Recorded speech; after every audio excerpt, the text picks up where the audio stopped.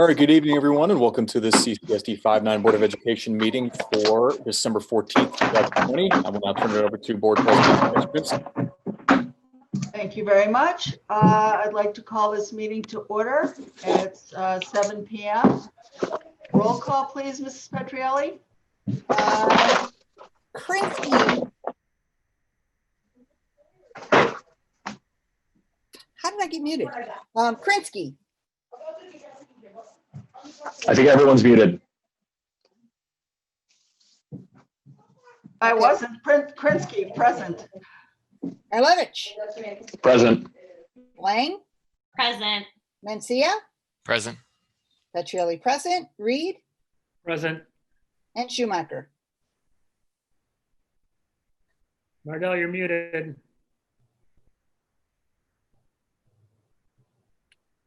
You're still muted, Mardell. I hit it 3 times. I'm finally on. Okay, well, you have to say present. Present. All right, thank And you. we're all here. All right, thank you. Okay. Now it's the time when we are going to have public comment from the audience. And I received a number of submitted documents, so I'm going to start reading them.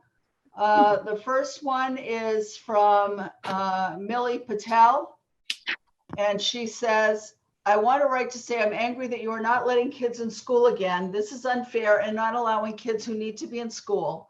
We are surrounded by private schools in session. Public schools have been in session since September, October, and you are not giving the choice to children here because you feel some way.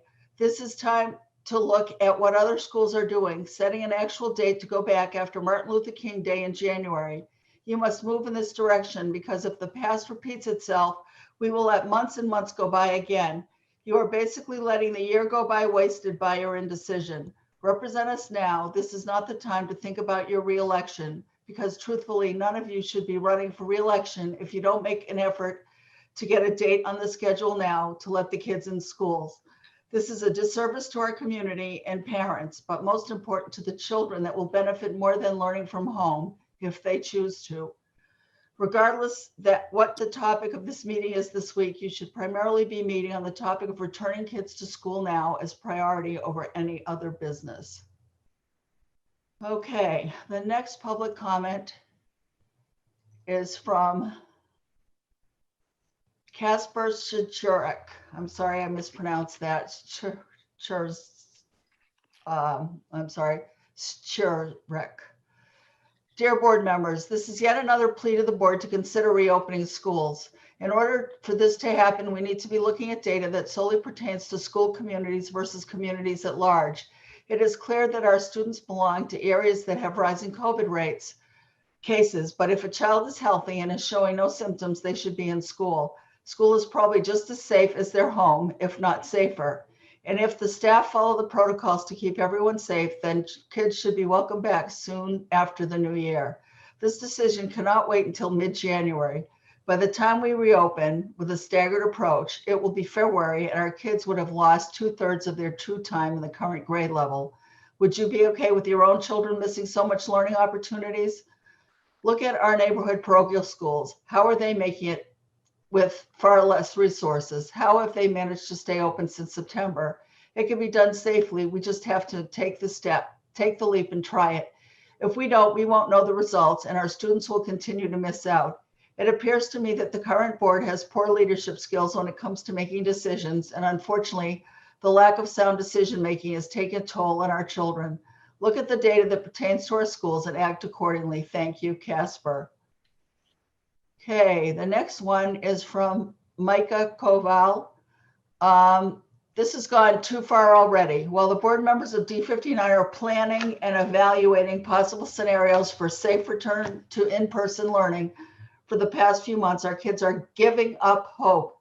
There is nowhere to go. There's nothing to do. There's nothing to connect with. There's just deflatedness. The scientific data supporting face-to-face learning across the globe is overwhelming.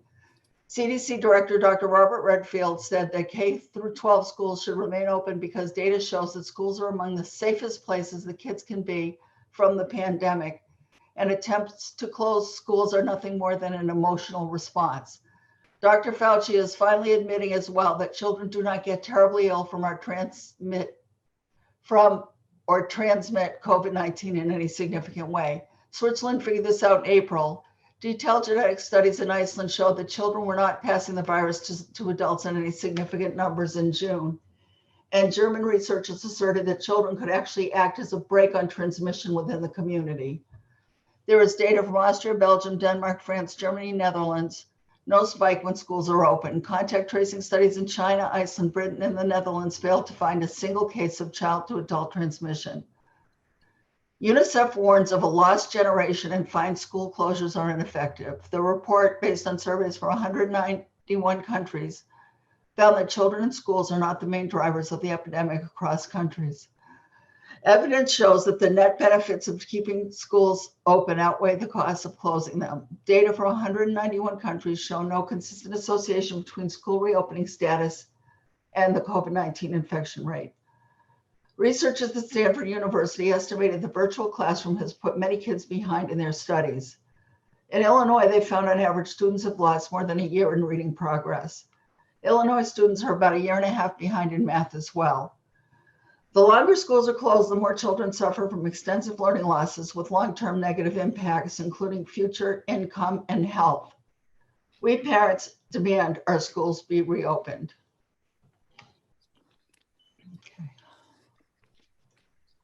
The next one is from Rosa Krzyzak.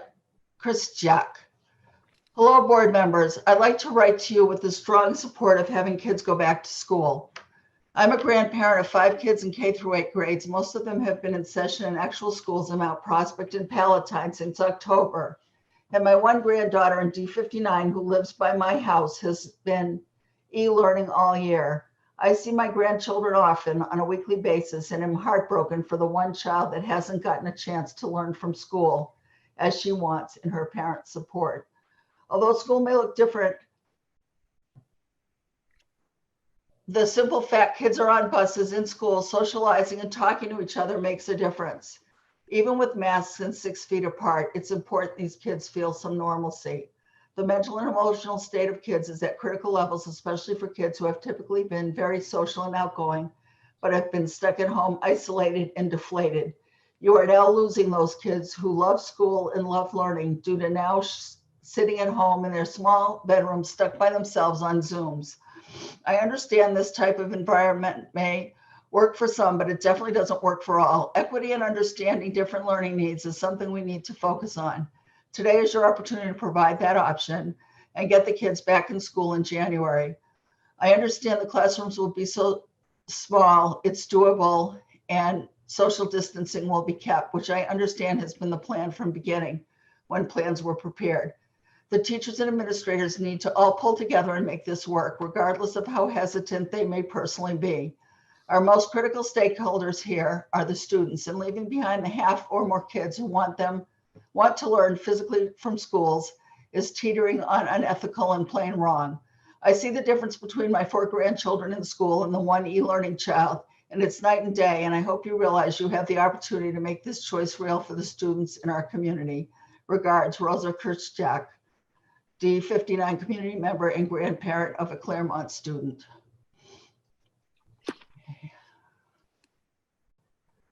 The next one is from Nicole Hain.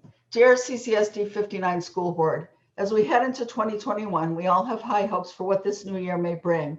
We are all in agreement that we want students back in school. However, we need to remember we are still living through a pandemic. The CCSD 59 metrics were created with diligence and have been used to determine when it is safe for students and staff to come back to in-person learning. It is my hope that the school board continues to use those metrics during their decision-making process in the upcoming months. It has been said that there is limited data of spread of COVID-19 through a school building. However, we need to consider that our schools are not bubbles.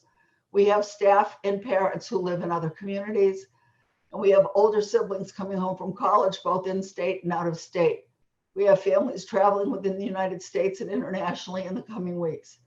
Everyone is coming together. My understanding is that the reason for closing schools during a pandemic isn't just to protect the students and teachers, it's to protect the community at large. So be good neighbors. Bringing students back to school now during an infectious resurgence would create new vectors for disease and increase the spread of the disease in our community. But the victims of that spread would largely be secondary, a school infection leading to a community infection. So those agitating for immediate return may never have to face the people your decisions will impact. But whether they or you ever have to look a coronavirus victim in the eye, please consider that if you bring students back to school now, someone, probably many people in the community, will be infected and die because of that choice. Again, thank you for your continued dedication to the family, staff, and community. Signed, Nicole Hain. Okay. This one is from David Hain. Dear CCSD 59 School Board, on the possibility of immediately opening CCSD 59 schools, very unfortunately, we are in a situation of dueling data. Those who want to bring students back immediately will find the studies that support their position, and those who oppose bringing back students back invoke equally rigorous studies. For my part, I think that there is far too much amateur epidemiology going on, and I encourage this board to follow the recommendations of the Cook County Department of Health, whatever those recommendations are. Yours, David Hain. This next one is from Scott Smith. Greetings, board members. I hope you will make the right decision for our community and finally allow the kids to return to in-person instruction. Leaving behind half the community is simply wrong. We want our kids to have the same option as other schools around, but more importantly, we want you to hear the parents' voice and provide this option. We have such a diverse student population with poverty, low income, and special needs kids, and I'm shocked you have not made this decision back in September. It's now time to let the kids attend classes, let the system work, and at least give a chance to some students who simply need to be back, as well as students who want to be back. Vote today to get the kids back in school in January, and when that happens, and we overcome this first step, get the kids back in for full days with that much needed lunch, routine, and services kids need in school. Okay. The next one was sent to me with the name attached, but the letter writer asked it to be anonymous. So, dear Board of Education members, first I would like to take a moment to say a big thank you to all the teachers who worked so hard this year to make sure that our kids could learn at least basics, and we should be thankful for that. I am sure it is not easy for the parents who need to stay home and kids who miss their normal life. Teachers who struggle with their own family lives as we do, and handling kids who are not listening to do their assignments. And on top of that, all the parents who complain why kids cannot go back to school to have their normal life back. They did not sign up for that. No one did. Sometimes I read parents' letters and posts on social media that are full of negative comments. The kids are struggling and how they are behind with everything. There is one very important thing that they are all forgetting. It is a world pandemic and not just Elk Grove Village. We are all in this together, and we are not happy, but blaming the school board or politicians for making the wrong decision by not opening schools is so selfish. Yes, I know that some of the schools were open, or they are still open, but do the kids learn any extra there, being on Zoom anyway and wearing a mask all day? No, they do not. All it is that kids are out of home and make a quiet place for their parents for a few hours. And opening schools only for those parents are risking the health of teachers and all school staff who might not only put not only them, but also their family at risk to get sick. Because of the board's decision, so many lives were saved, and so many grandparents and parents who have other health problems are still with us. I am sure that all of these negative letters that we hear are written by parents who do not have grandparents with them. Otherwise, they would try to take care of them and not risk exposing them to this dangerous virus. Yes, it is a dangerous virus. I am so sorry that you are being criticized for your decisions, but please remember that every night when I go to sleep, I am thankful that my children are safe and my parents can be safe.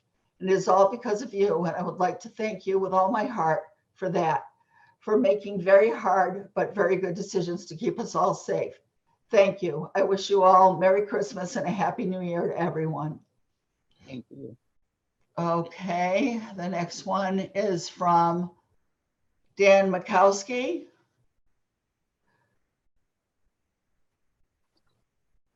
As the process of selecting a new superintendent for School District 59 proceeds, I hope that all board members realize that this is the most important decision that you will make.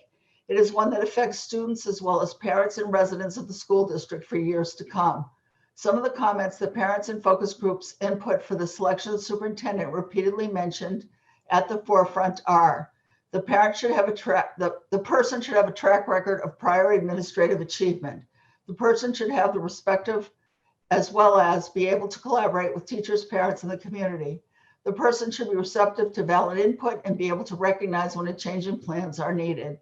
During the interview process, recognize the differences between true vision and fallacy. Hopefully, new and senior board members actually take into account the input from the parent and community focus groups and not dismiss this input, as has been evidenced by many decisions by prior board members in the past. Right. Okay. This one's from Amy Toucher. Dear CCSD 59 Board of Education, I would like to question and express my concern over the document in today's agenda titled Approval of 2020-2021 Return to In-Person Instruction Hybrid Model.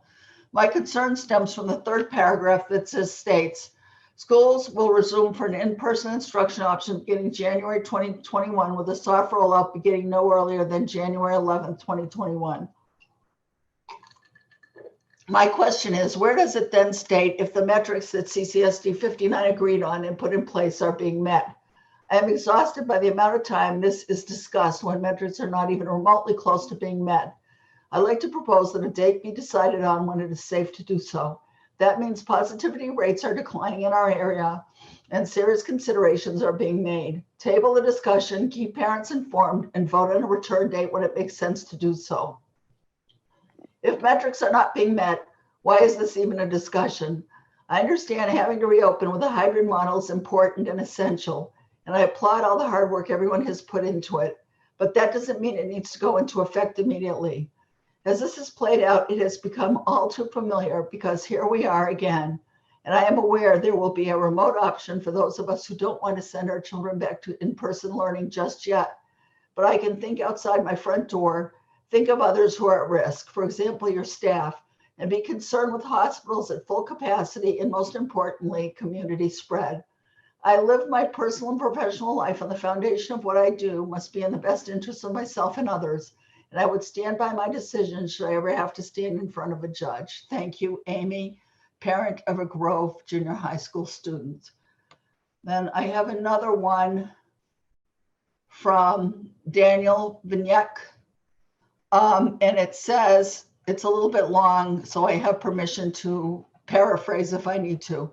Firstly, I thank you to all the board members for your continued voluntary time and effort. As everything in our lives nowadays, the circumstances of the pandemic surely do not make your job easier. Having said that, I once again want to present a case for our school district to get our learners in school and halt their physical, emotional, and educational regression. I want to make the case that the positivity rate and even the number of positive cases of COVID in our community is not the best metric to use because it is based largely on risky, unmitigated interactions among people. Our kids would be wearing masks and various mitigations would be set in place, mitigations that the district has had months to prepare for. The conditions under which our kids would be in person learning would be completely different from the conditions that are causing COVID to spread in our community. It's illogical and foolish to apply metrics obtained through unmitigated settings and use them to determine whether or not our schools should open. It's like looking at the number of car accidents on a day it snows and saying it's too dangerous to drive when it's 70 and sunny. Do you have data that shows transmission rates in schools in our community? Do you have data that shows how many teachers became sick from the teachers or kids? District 25 has had students in schools full days for 2 months. Things have been going so well that they voted for 4 full days per week. This is the type of data we should be looking for, relevant to our community and schools. What data did they use to determine that 4 full days is a safe option? Let me tell you about an encounter I had about 3 weeks ago with a family that was doing a fall cleanup on my neighbor's lawn. They happened to park their truck next to my driveway. I left my detached garage after coming home, and I'm going to shorten this a little. He saw the mom and dad on a riding lawnmower while the 2 kids, both around 10, were sitting in their truck. the work truck trying to do schoolwork. One was on the dad's phone, one was on the mom's. Their son was using headphones and apparently was listening to the teacher because he had a pen in his hand and a notebook on his lap. The father said that that was the only choice they had to bring the kids each day to the job because they can't afford a babysitter and do not feel comfortable leaving them at home alone.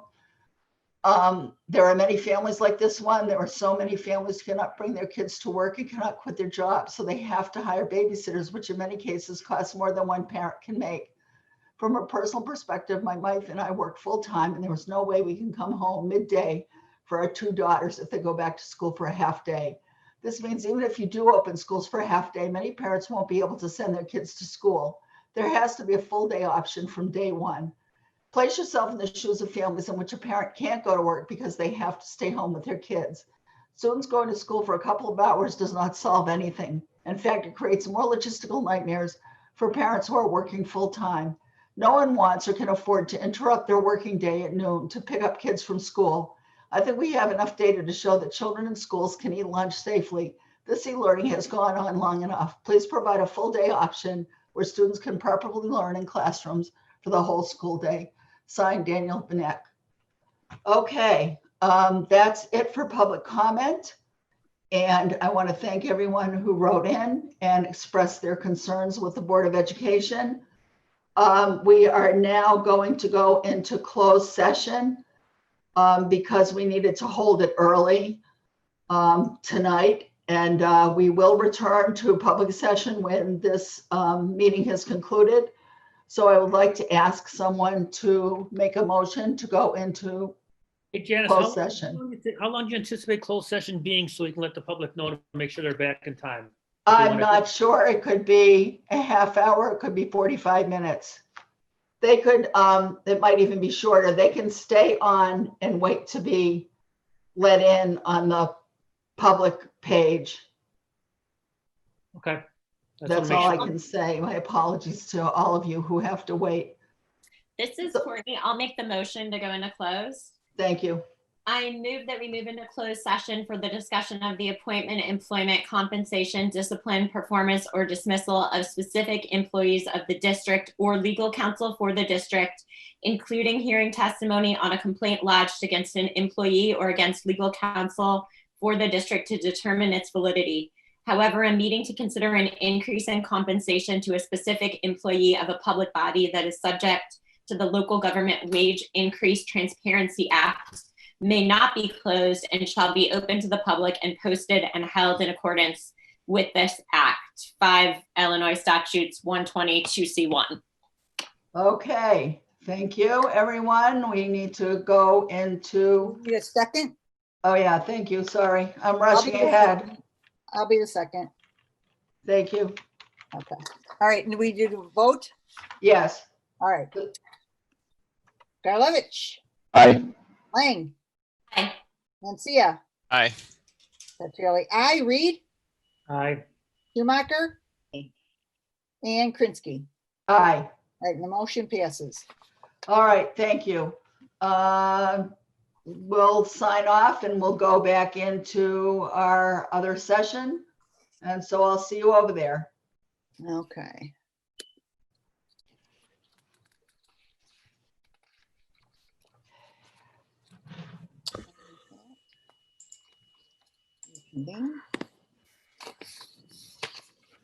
All right, good evening, everyone, and welcome back to the CCSD 5-9 Board of Education meeting for December 14th. I'm going to turn it back over to Board President Janice Krinsky. Hello and welcome back. I hope some of you are still listening to our meeting because we have some really great stuff coming up.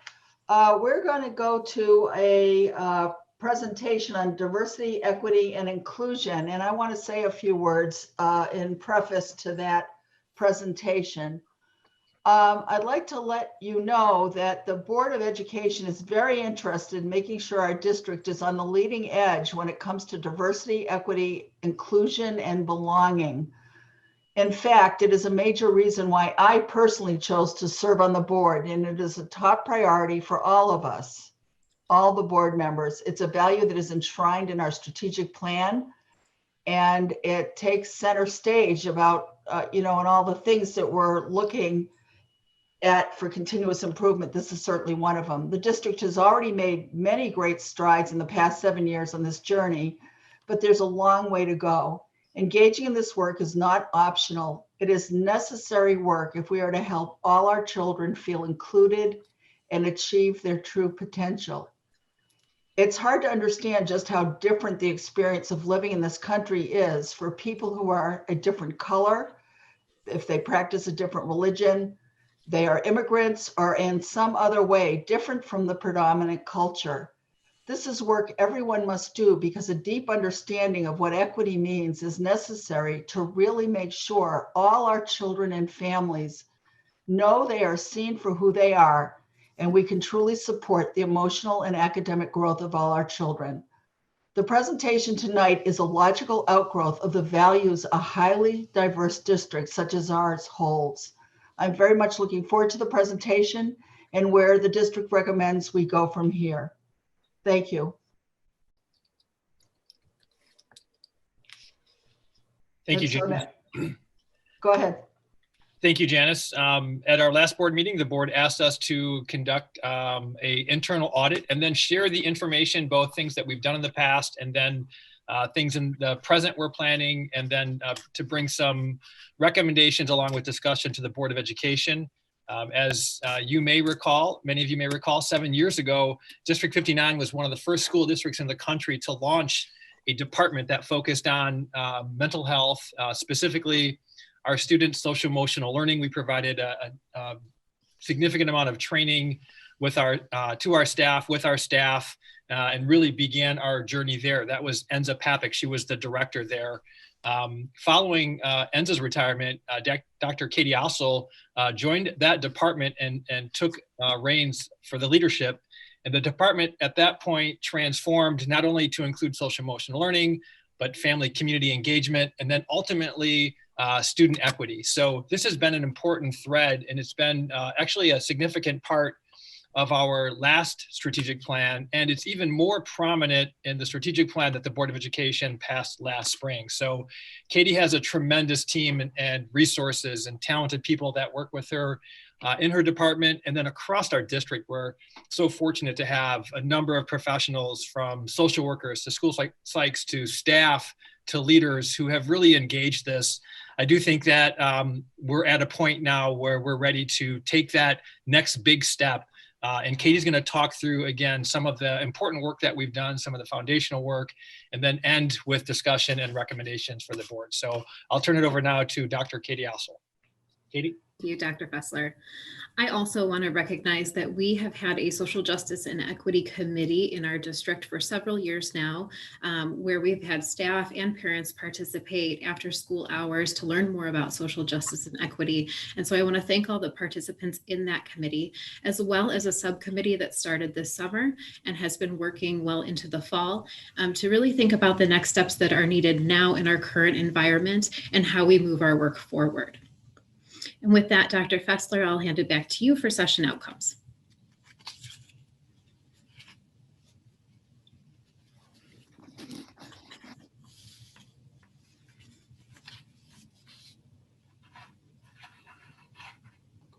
Dr. Fessler, you're on mute. Yeah, the sign language wasn't working, right? Sorry about that. Yeah, so we have several outcomes that I'd like to go through.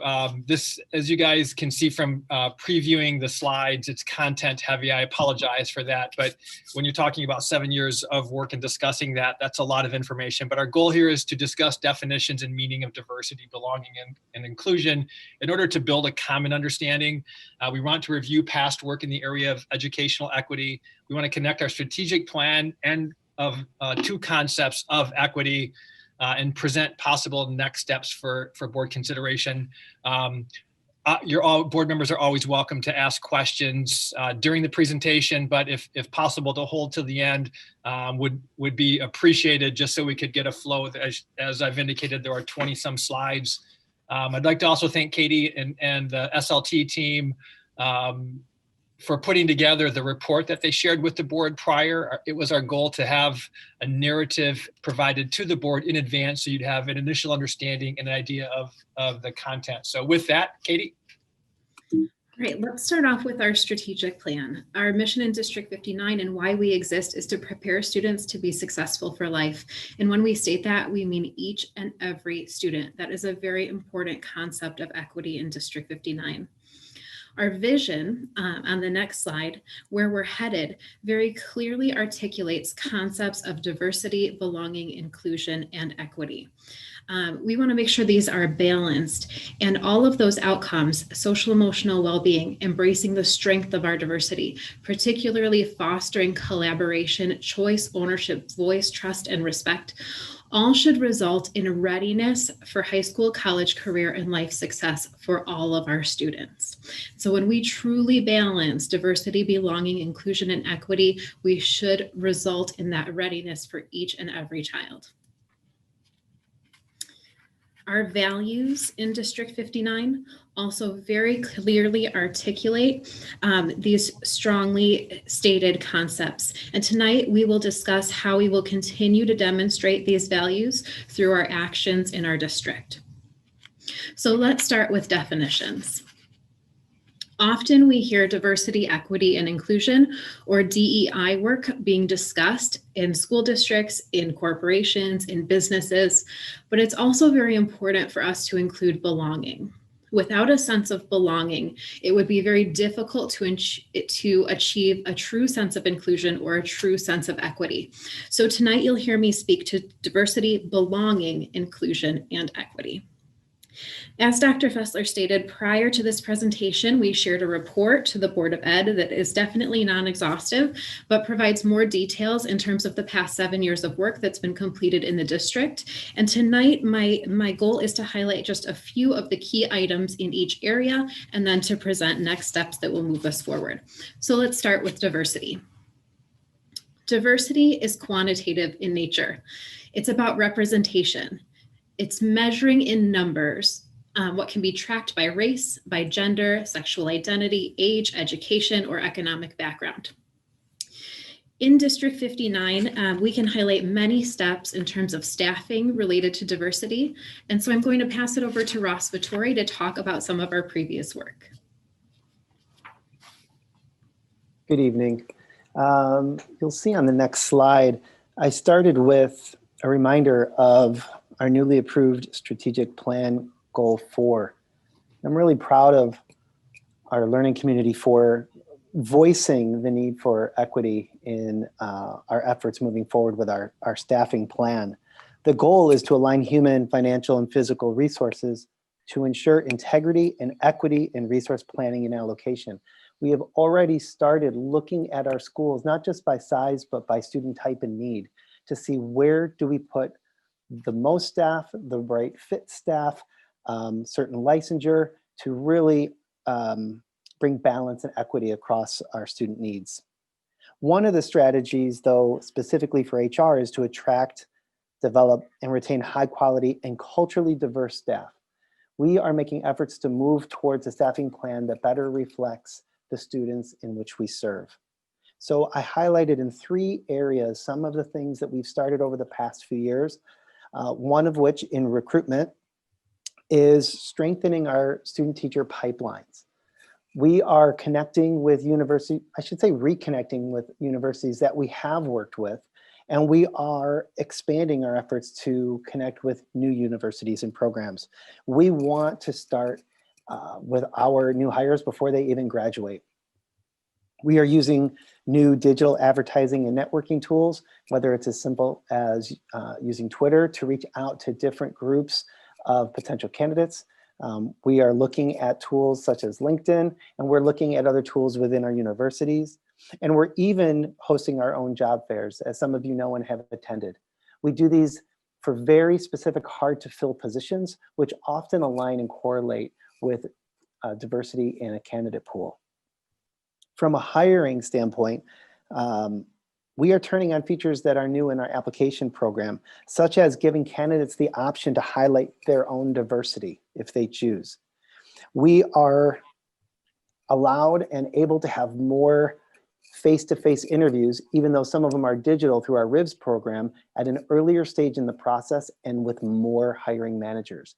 What this allows us is that in a candidate pool of, let's say, 30 applicants, instead of 6 coming for a face-to-face interview, we can sometimes see all 30 and interact with all 30 and take a whole person approach to the hiring process at a much earlier stage.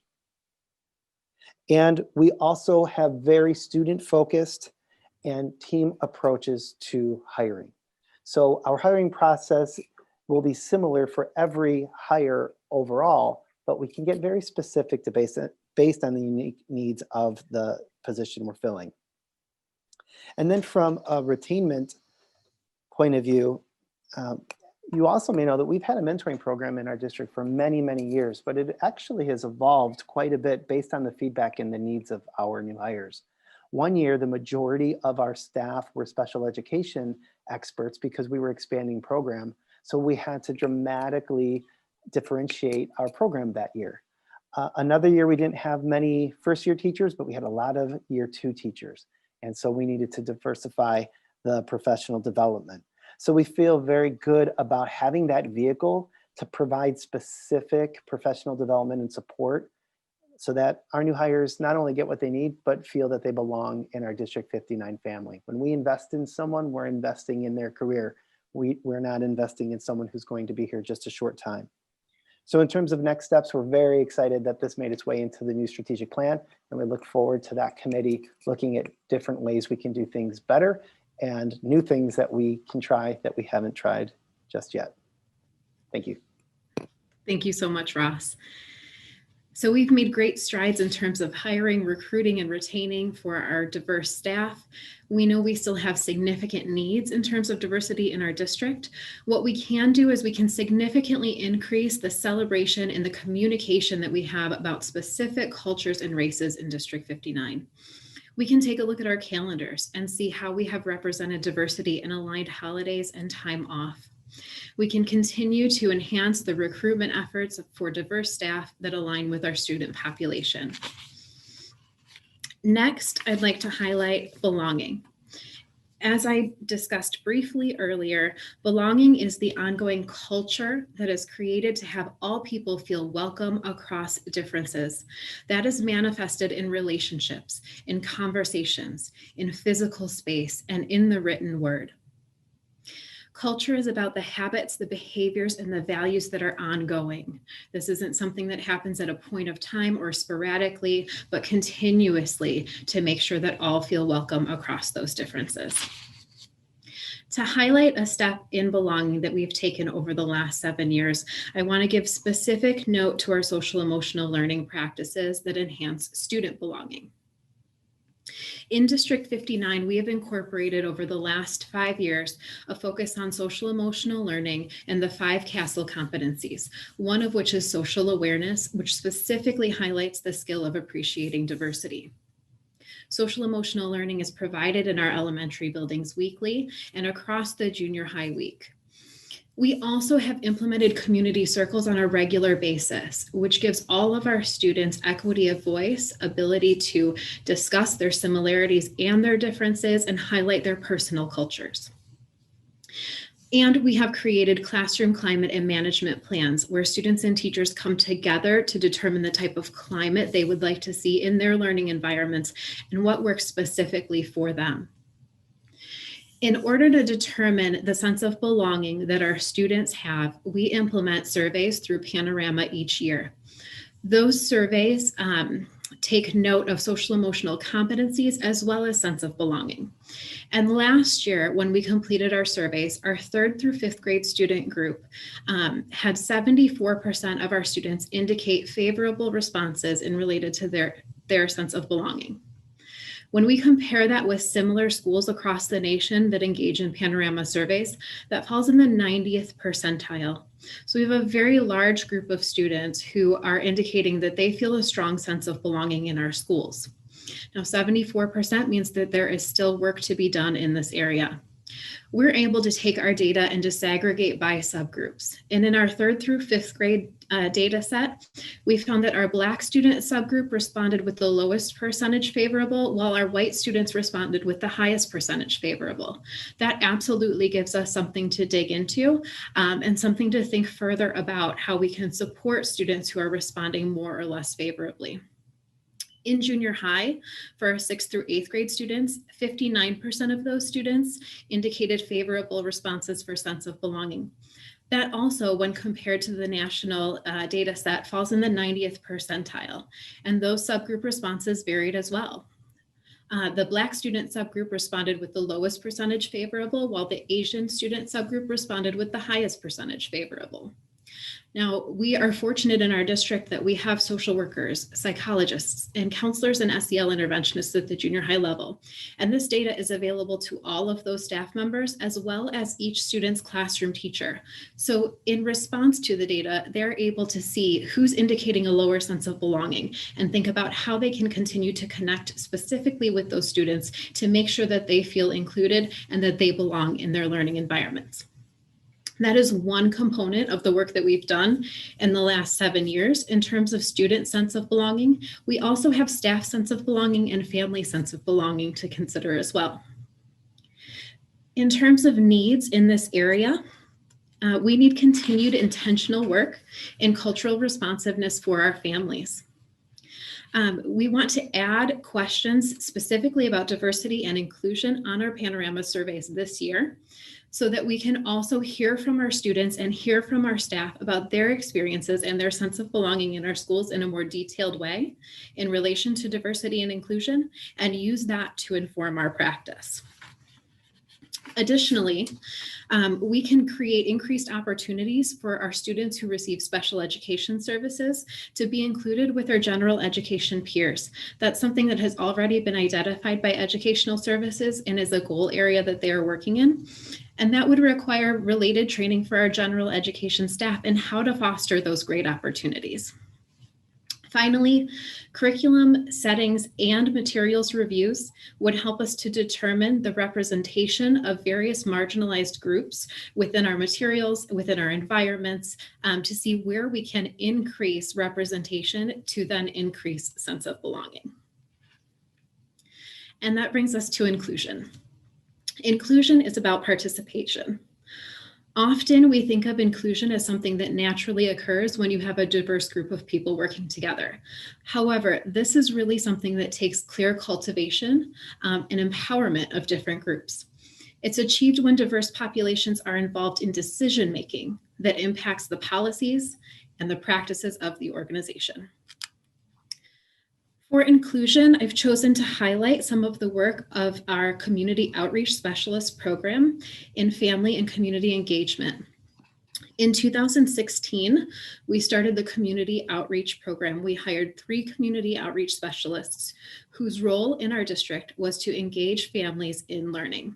We used the ISB Family Engagement Framework, which is shown here, to really focus on building a welcoming and supportive environment.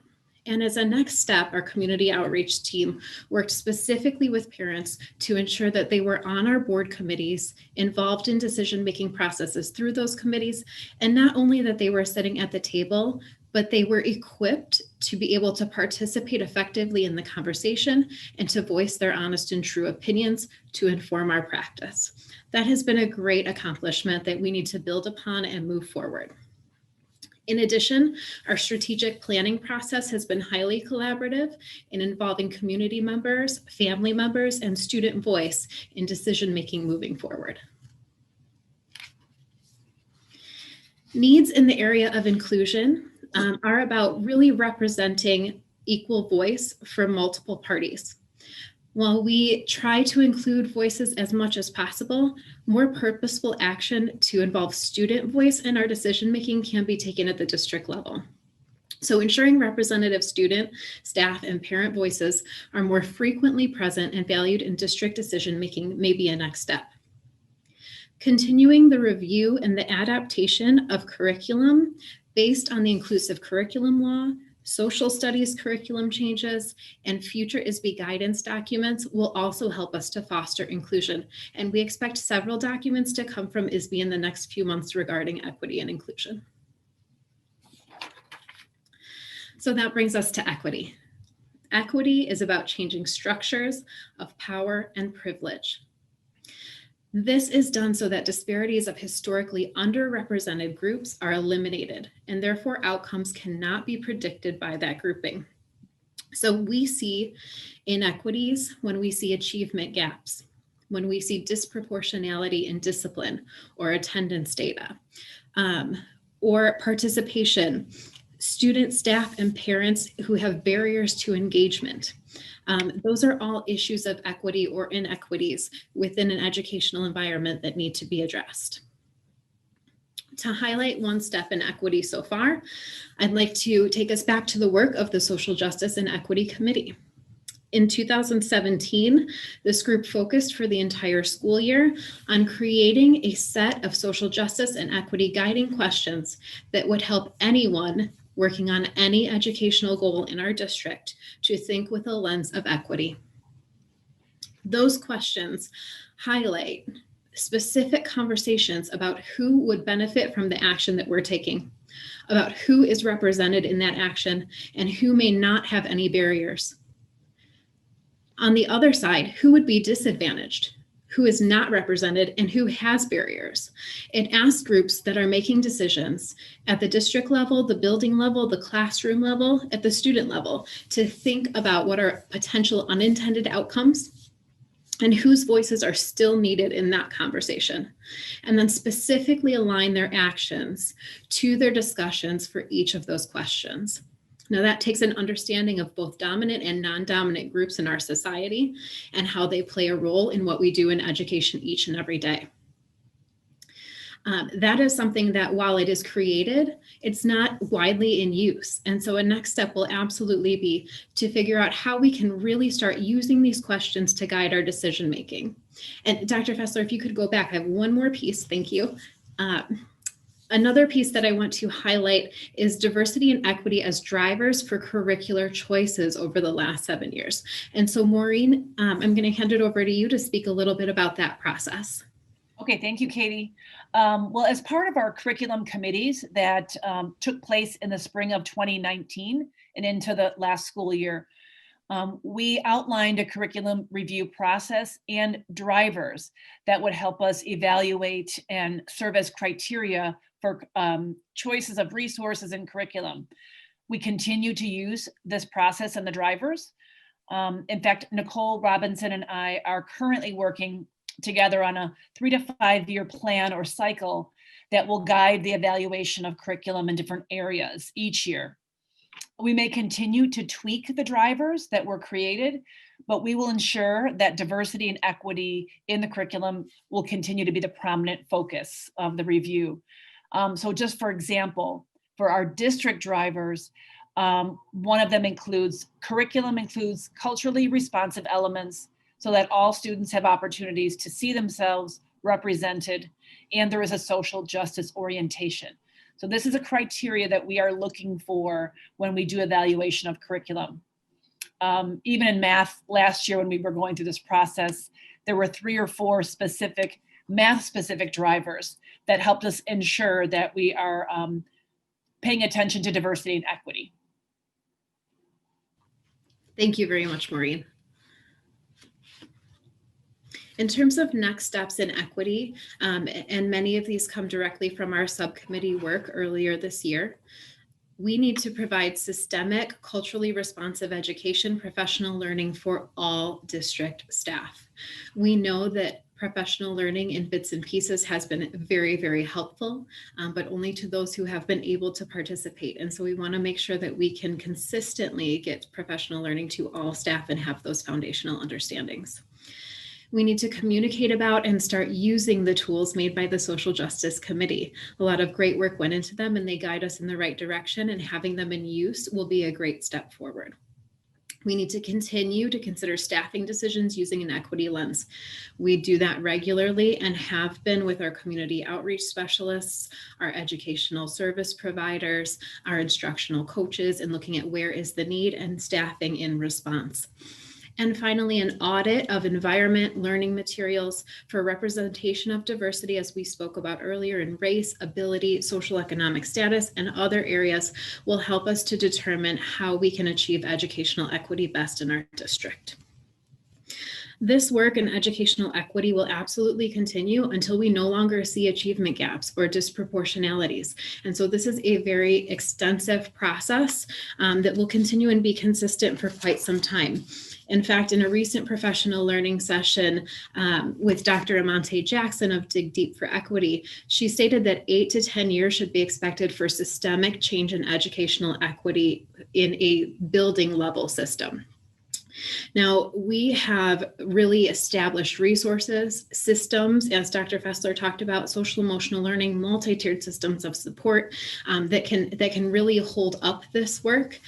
And we also have this very clear in our strategic plan. So that foundational level of our process is achieved.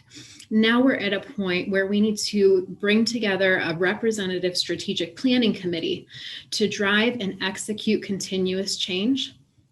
And I believe a formal equity audit will really help us to organize and prioritize the changes that we would like to see. Direction from the Illinois State Board of Education in equity will also help to inform that change as we see it over the spring. I'm going to speak now about some current events and what we are doing with equity, diversity, belonging, and inclusion, and then recommended next steps. Currently, we have been researching throughout the fall and meeting with professional learning providers to see what their approach is, what concepts they cover, and if they might be a good fit for the work that was designated by our Social Justice and Equity Subcommittee. We've also been reviewing several texts and local auditors and assessment firms that can help us if we choose to implement an external audit.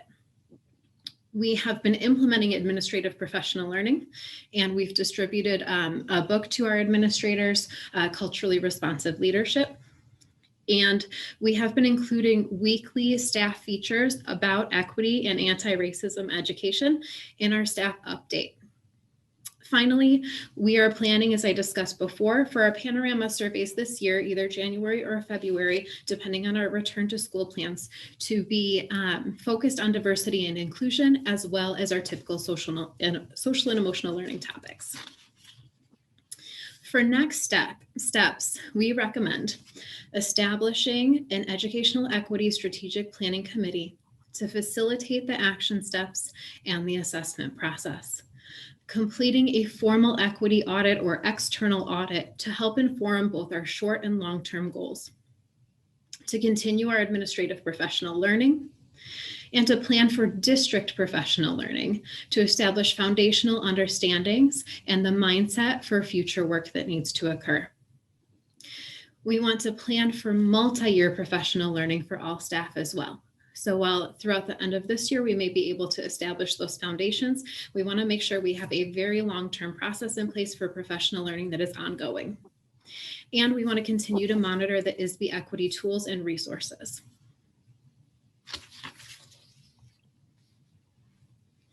In regards specifically to professional learning, there are 3 topics that repetitively came up among our subcommittees and our Social Justice and Equity Committee. They've also come up in our Behavior Intervention Committee work this year. One is culturally and linguistically responsive teaching and learning. This is the validation and affirmation of the home or indigenous culture and home language for the purpose of building and bridging the student to success. We also know that understanding a social justice pedagogy is very important. Social justice is both the process and the goal of teaching children to look through a lens of social justice and to be able to find and respond appropriately to injustices in their world. And finally, anti-racist education is the act of building a critical consciousness regarding race, undoing and dismantling systemic racism in schools, and honoring freedom and truth-telling in education. These are all very essential components. Where we start is what I think is in question and what an audit or assessment can help us determine. Some other things that audits can objectively provide are listed here.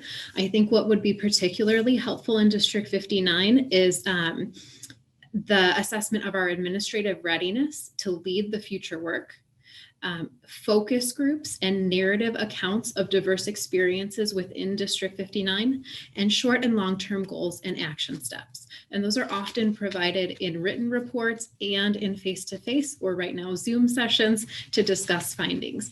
That can be a process that is many months long and takes a significant amount of staff, community members, family members, and students to complete. Finally, I want to share with you some thoughts on immediate next steps, shorter term, for our district, for our building administrators, and for our building staff. So from January until May, I suggest that we plan for and hire an assessment or auditing firm and complete the audit process. Our district administrators will be able to significantly help with that process. And then towards the end of the school year, we would be able to review the audit outcomes and plan for next steps. For our building administrators, we will continue our diversity, belonging, and inclusion and equity professional learning and book study through the spring. And again, with that group, review our audit outcomes so that we can set building goals related to equity for next year. And finally, with our district staff, we would gather 6th through 8th grade student perceptions of diversity and inclusion through our panorama surveys in January, potentially in February. We would create that core strategic planning committee to actualize our work and potentially look at district learning for those foundations and mindset changes to introduce the concepts of diversity, belonging, and inclusion and equity. Then in May, June, and July, we could look at professional development opportunities. We can review the panorama data from students and review potentially the audit outcomes with the broader staff. So all of those items really will require a use of understanding where our staff are and building upon the foundation that we have already set in place to help them see the continuation of our efforts and to be very cautious and very timely about when and how we deliver that, in addition to whenever the return to school occurs for our students as well. Because we want our staff to be in a place where they can truly focus on this work, take it very seriously, learn about it, and really start to actualize their learning and apply it within their classrooms. So timing is also something to take into consideration with all of the work that we do, because we want it to be done incredibly well. So that is really the challenge ahead. And to conclude, again, I want to thank the subcommittee members who offered many of the suggestions stated here tonight and informed our next steps. And while I may be presenting, this work is really a collaborative effort and something that we all own and we all will move forward. So we can honor the work that has been done, but there is much, much more to do. And I look forward to taking focused additional steps towards educational equity. Thank you, Katie. At this point in time, I'd like to open it up for questions and discussion with board members. Hey, Dr. Ossel, this is Robert. I have a question for you. I know you mentioned I believe it was called the Panorama surveys. Have we ever surveyed parents? Not through Panorama. We've surveyed students and staff, and many of our student and staff surveys then correlate and we're able to compare the data. Mm-hmm. That is something that we're able to do and look into though. Mm-hmm. And if I can make was someone else going to say? Oh, go ahead. No, if I can make a comment too. Very important work. It's like you say, the challenges ahead. They are challenges, but they're not impossible challenges. And this is going to be work that is not going to result in a finished product where we solved the problem. Because I don't think any district in the country has solved this problem, or any corporation has solved this problem. But it is a problem, and it's something that we need to ask very hard questions about. And it's going to take like you said, it's going to take, trainings and research and external audit and looking at other things, because we need to ask these hard questions, and they are going to be hard questions that need to be asked as to how do we improve here. Because, looking at the four, I wonder if one is more important than the other with diversity, belonging, inclusion, because I just as a general comment, I think inclusion solves so many of the problems and brings the others to it. That participation piece from our parents and our families in the community, to not just have a seat at the table, but, parents in our district that may look like me should be able to build that table, to lead that table, invite others to the table, and not just wait for an invitation there. So I think it's important work. I'm all for it. I'm here to help you guys in any way that I can. But I think it's great, and it's something that we should continue to look at. Thank you. Courtney, did you have something you wanted to say? I did. Thanks, Janice. And thank you, Dr. Ossel, for the presentation, and Ross and Maureen, and Dr. Fessler. So like Robert, I just consider this like a core issue of importance to me on the board. And I'm really excited to see that the administration feels ready to take the next step with this. And I have some questions related to the audit, because obviously that's going to be a big investment of money and time on behalf of your team. And I want to make sure that we come away from that with helpful data to move us forward. And one of the questions I had, like something that has bothered me for a long time, I think, is, we can definitely argue and debate standardized testing scores and how valuable those are, right? I've considered arguments many times on both sides of that. But I think I have an issue when we point to our demographics and our low income or race, like as a rationale for our test scores, because again, our mission is to see every student succeed. And so I think my question is, would the audit include a component that focused on student achievement and helped us to understand where we might not be seeing subgroups that are potentially underperforming, to then give us information about how might we change our curriculum, how might we, supplement to help raise these subgroups up to where we'd like them to be. Courtney, I've done a good amount of research. I still have more to do in terms of that process, but what I've found is that there are different types of assessors and auditors out there, some that serve as consultants that really help you lead the process within your district, others that come into kind of a full immersion in your district and really participate in that work so that they can look at everything very objectively. And so that is something that I believe that we would be able to steer and say, this is what we would like to have occur within our assessment or our audit. And we're specifically interested in that component. So I really think it's about, who we choose and kind of the path that we go with that audit, because there's lots of different ways to go about it. Thanks. It's exciting to know that we can have like collaborative input into that. Absolutely. If I could make another comment, did I interrupt someone again? Oh, no, it was just me asking if there were any more questions. Oh, sure. Just a comment too. Because we talk about readiness, we talk about belonging, we talk about making sure that our students are successful for life, and all that plays into it, because that readiness and belonging is going to help eliminate that imposter syndrome that certain students may feel as they get into high school and as they get into college and in the workforce. So when we look at the survey results, third and fifth grade, we're in the mid 70s. As they get a little older, the numbers keep dropping. We got to find out why and how do we get these up, because as they get older in high school and college, they need to feel like they belong in that high school, advanced class, in that college, course, so it's important to start young and start early and address those issues so they are ready to succeed and be leaders once they are in the real world. Most definitely. And while we can celebrate 74%, that leaves 26% that we need to really hone in on and target.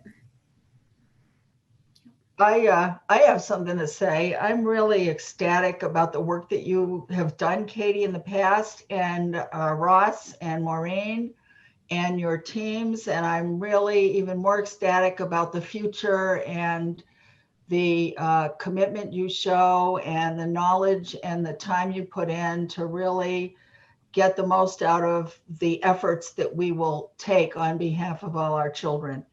And my question then is, I'm all for an external audit, and I'm wondering what approach do you recommend for, you said there are different kinds of people and different kinds of audits. Is there a certain one that you recommend that's most comprehensive or that will be most useful to the district? You know, because there are really varying types that depend on what your outcomes and your goals are, my recommendation would be that we pull together that strategic planning core committee and we ask what we want our goals of the audit to be. You know, I certainly have represented our superintendent's team and my own thoughts about how this should go as a result of the input that I've gotten from my committees. But I think if we pull together that core team and we say, what do we want our audit to look like, that will give us a better idea of what we do moving forward. So that would be my first next step. And then we would determine if we need to do, you know, kind of more of a formal request for proposals, or if we can narrow it. I have a short list here of 5 auditors that I'm interested in through my research. And so depending on what that group says is the priority, we may already be able to narrow it down, or we may need to go a more formalized route. I know we need to take the time to make sure we're doing the right things, but I'm so anxious to get started. Mm-hmm. So I hope we can pull that committee together pretty quickly and start working on this piece, because it's so near and dear to my heart. And I think we have the right people in the district to make this happen. So I'm really looking forward to the progress. Thank you. I agree with everything that everyone else has said. This is so, so important. It's core to who I am.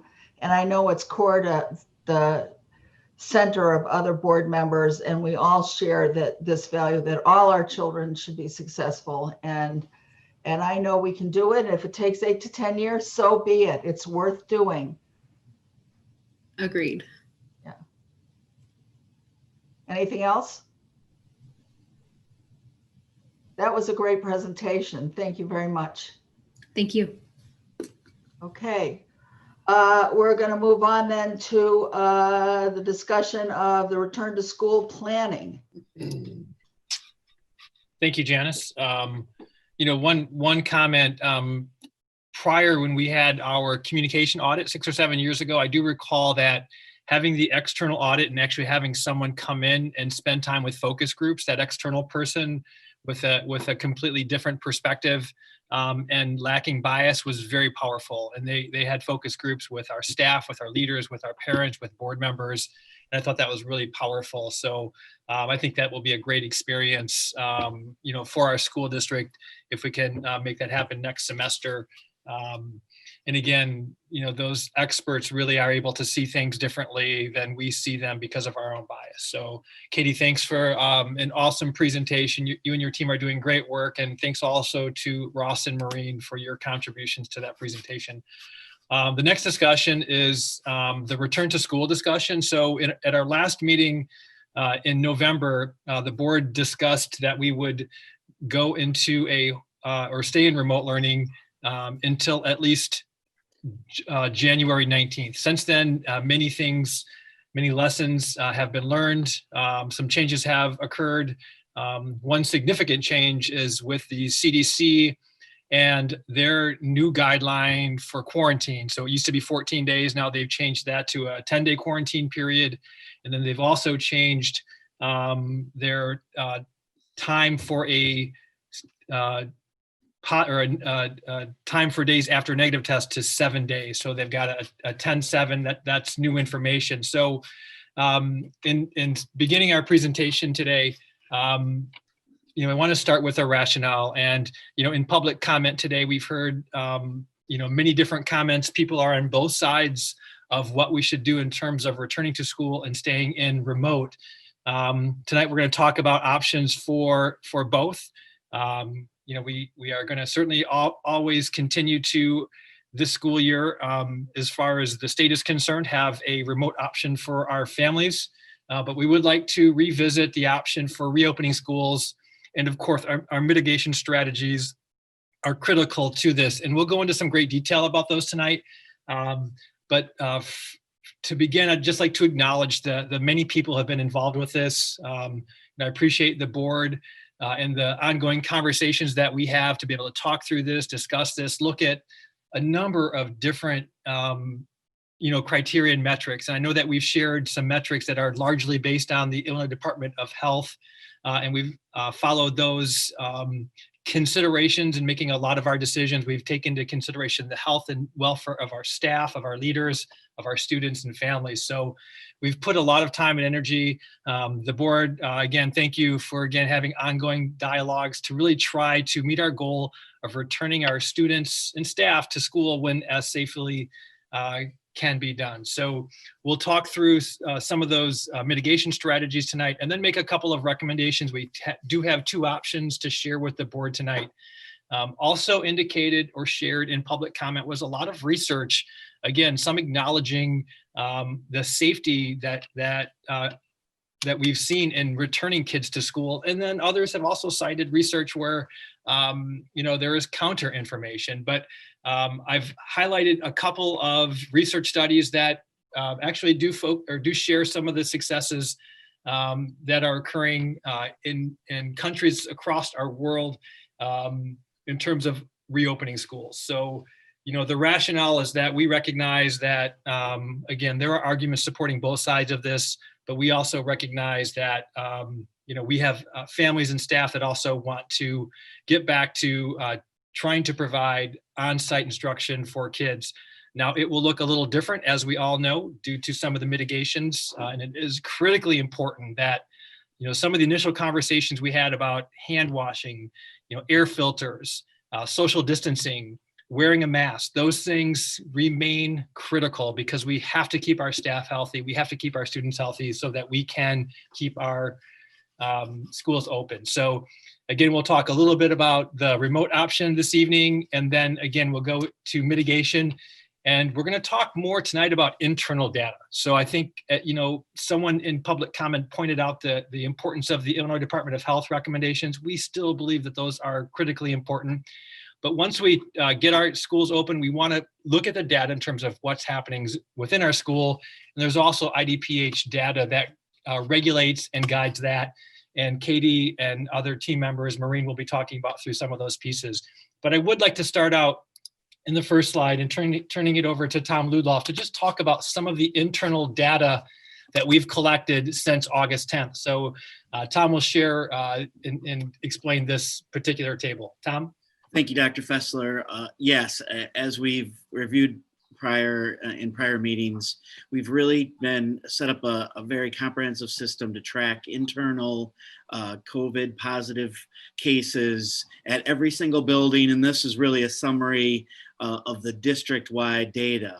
But we've got a great reporting system in place, and really kudos to our staff, our families, our parents who have followed through with testing and followed up with us so we can have that really high level pieces of data. So what this basically shows, we're tracking week to week, and it allows us to see what is occurring in the district.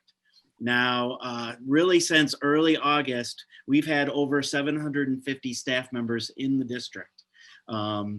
As we know, much smaller groups of students, about 250 total at any one time. That varies a little bit. But as you can see, our positivity rate by week is under 1%, really dating back to August, and the overall average is about a 2.23%. So we've had 45 total positive cases over the course of these last 18 weeks for staff, and more 8 to 10 weeks for students. But we've got a great system in place to be able to track that. And as we think about those mitigation strategies, that's the other piece. Our students, our staff have been great about wearing masks, social distancing, putting those pieces in place to the point, and I think Katie will talk about it, I think we only have, of these 45 cases, one that we believe was related to school or building-based spread.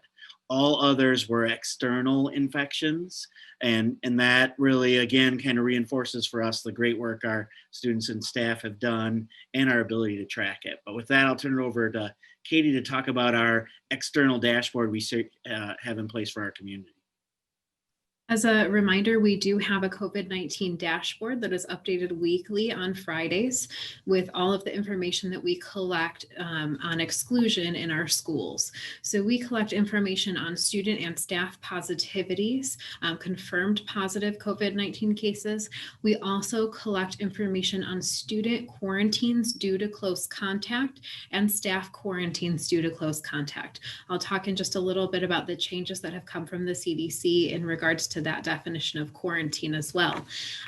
So this is just a snapshot of what our dashboard looks like. And yes, as Tom stated, we have had one case in which we did not know of any external close contacts. We did know of an internal close contact. So it is possible that that was a case transmitted in school buildings.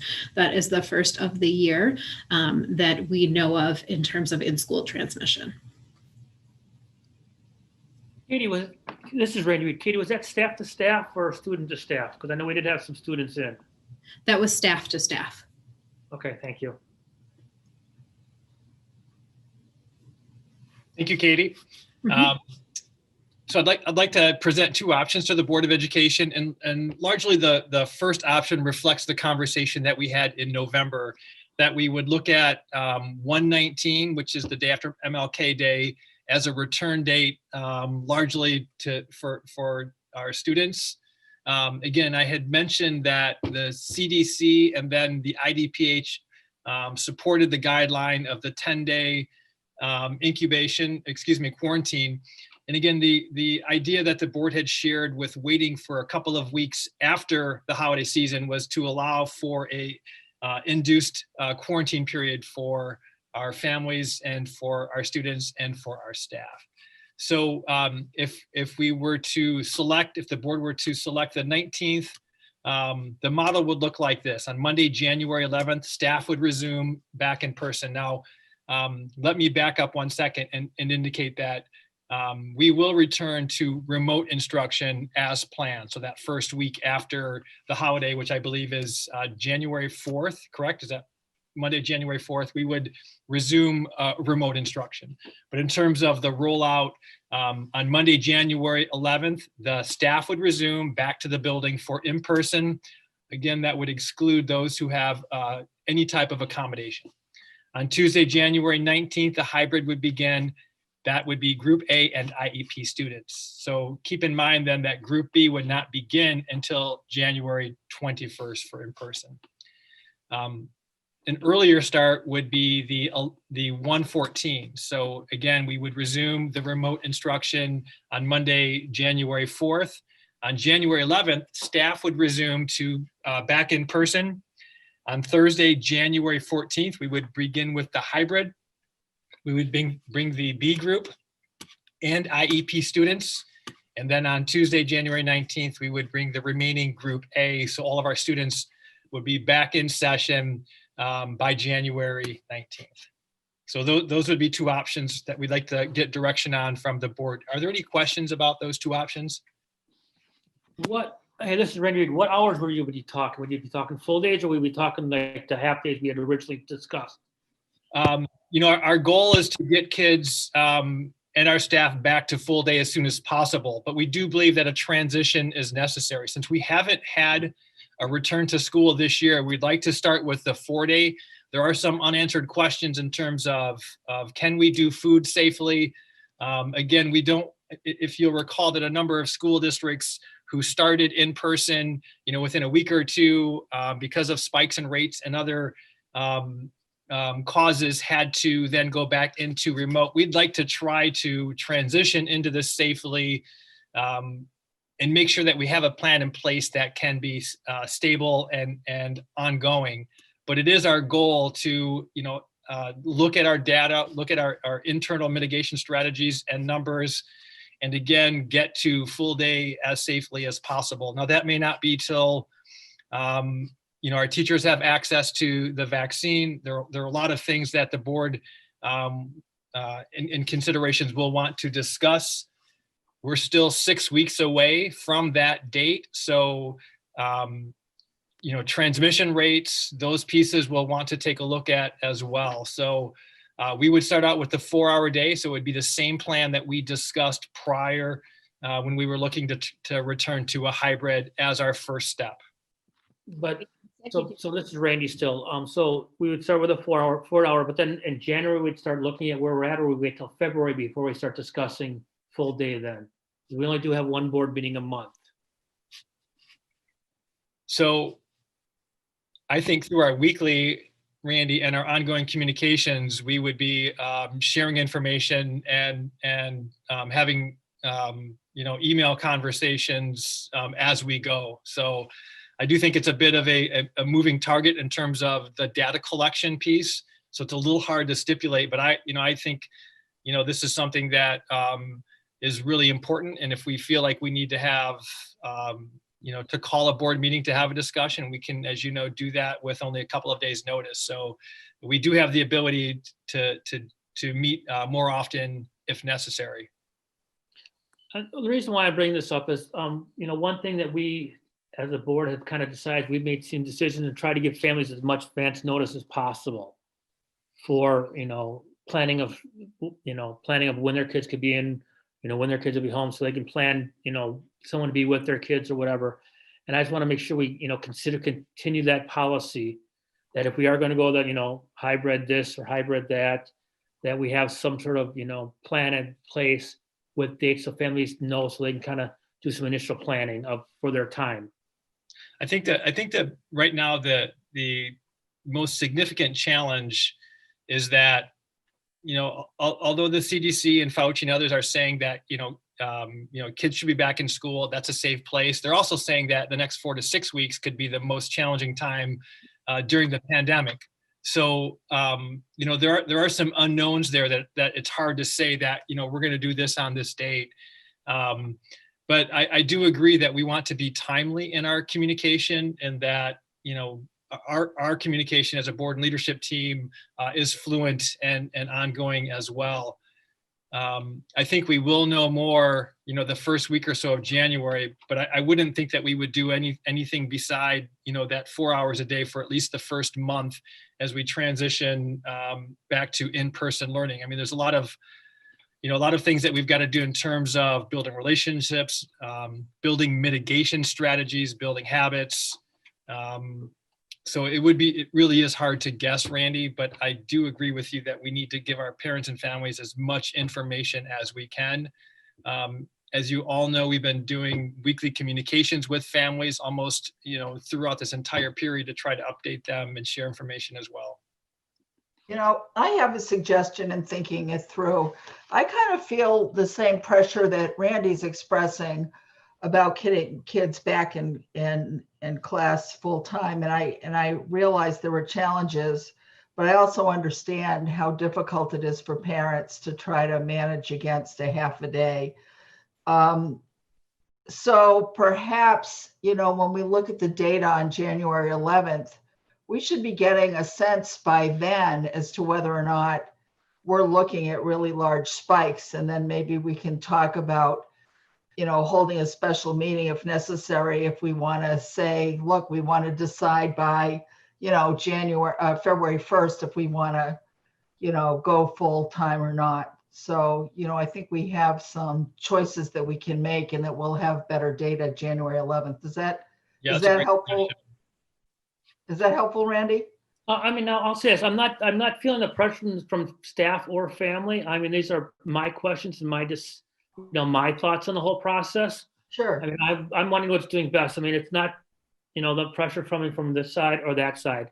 This is my personal wanting to know what we're going to do, because, I'm lucky that my kids are able to do their remote learning on their own, that they can do, where I know other families are struggling. And I just want to make sure that we're communicating that out, and we have a defined plan so these families can make the appropriate decisions for them. Sure, I understand that, Randy, and I don't feel specifically pressured by one group or another, except that as a parent, having small children, I understand how difficult it can be to try to pick up kids in the middle of the day or so on. And so I want to try to balance, you know, the kind of relief that we can provide for families who do want their kids in school, as long as we can do it safely. And I think we'll have better data by then. We also have school districts that are, you know, full day serving lunch. And, you know, Dr. Fessler's in touch with these area districts. And so we'll be able to have some more clarity. And for example, NSSEO is going back full time on January 4th. So, you know, and they have a lot of kids that can't wear masks. And so we'll be able to see, you know, what it's looking like in area districts. And just to make sure I understand and to summarize for the parents that are watching, because they may not remember what was discussed in November. So it's the 2 days a week, you know, I think up to 5 hours, no lunch. They would take their lunches home. Staff would be doing the simultaneous teaching for remote and in person. Wednesdays would be the off day. They wouldn't come in on Wednesdays, right? That's still everything that was the same in November is going to apply next month. And yeah, all that information is coming in subsequent slides. We're gonna revisit mitigation strategies, schedules, model, and so forth.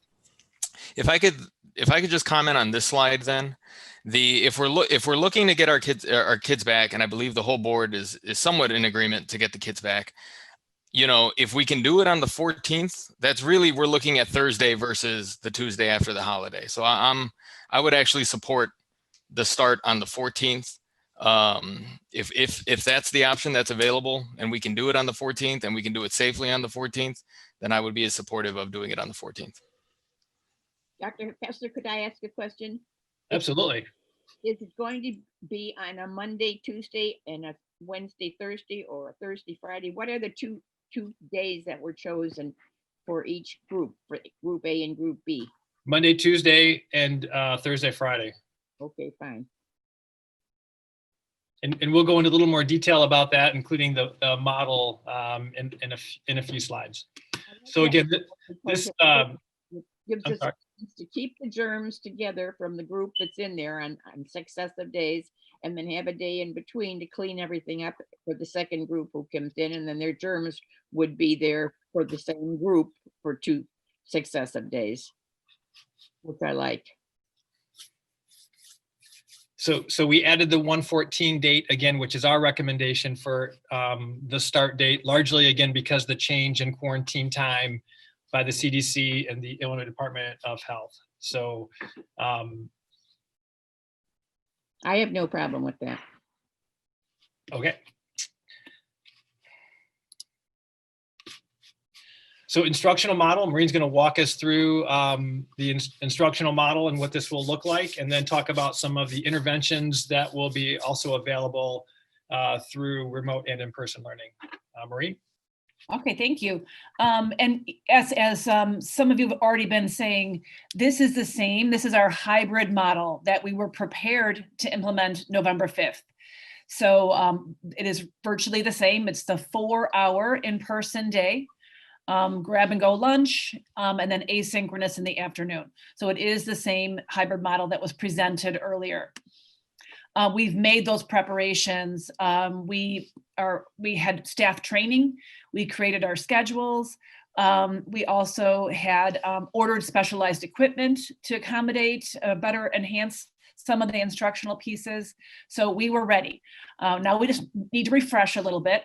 And as we now prepare to implement this schedule, the hybrid schedule in January, we are once again revisiting what instruction looks like when we have both remote and in-person students simultaneously. And how we can make sure that all students have an equitable educational experience, whether they've chosen in-person or remote.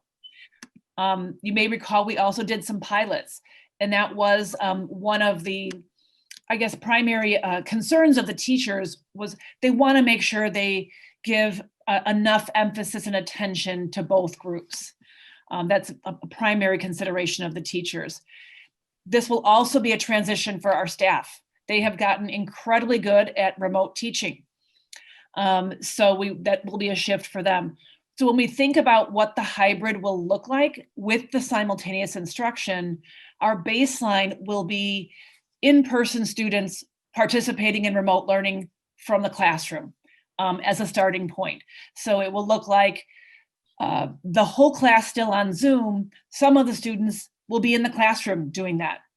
Again, that's as a baseline. We know that our teachers will get really good at that, and they will add and enhance and build on that as they get more comfortable.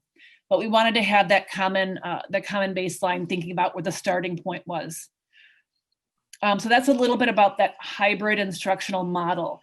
Any questions about that before I highlight a few of our intervention strategies?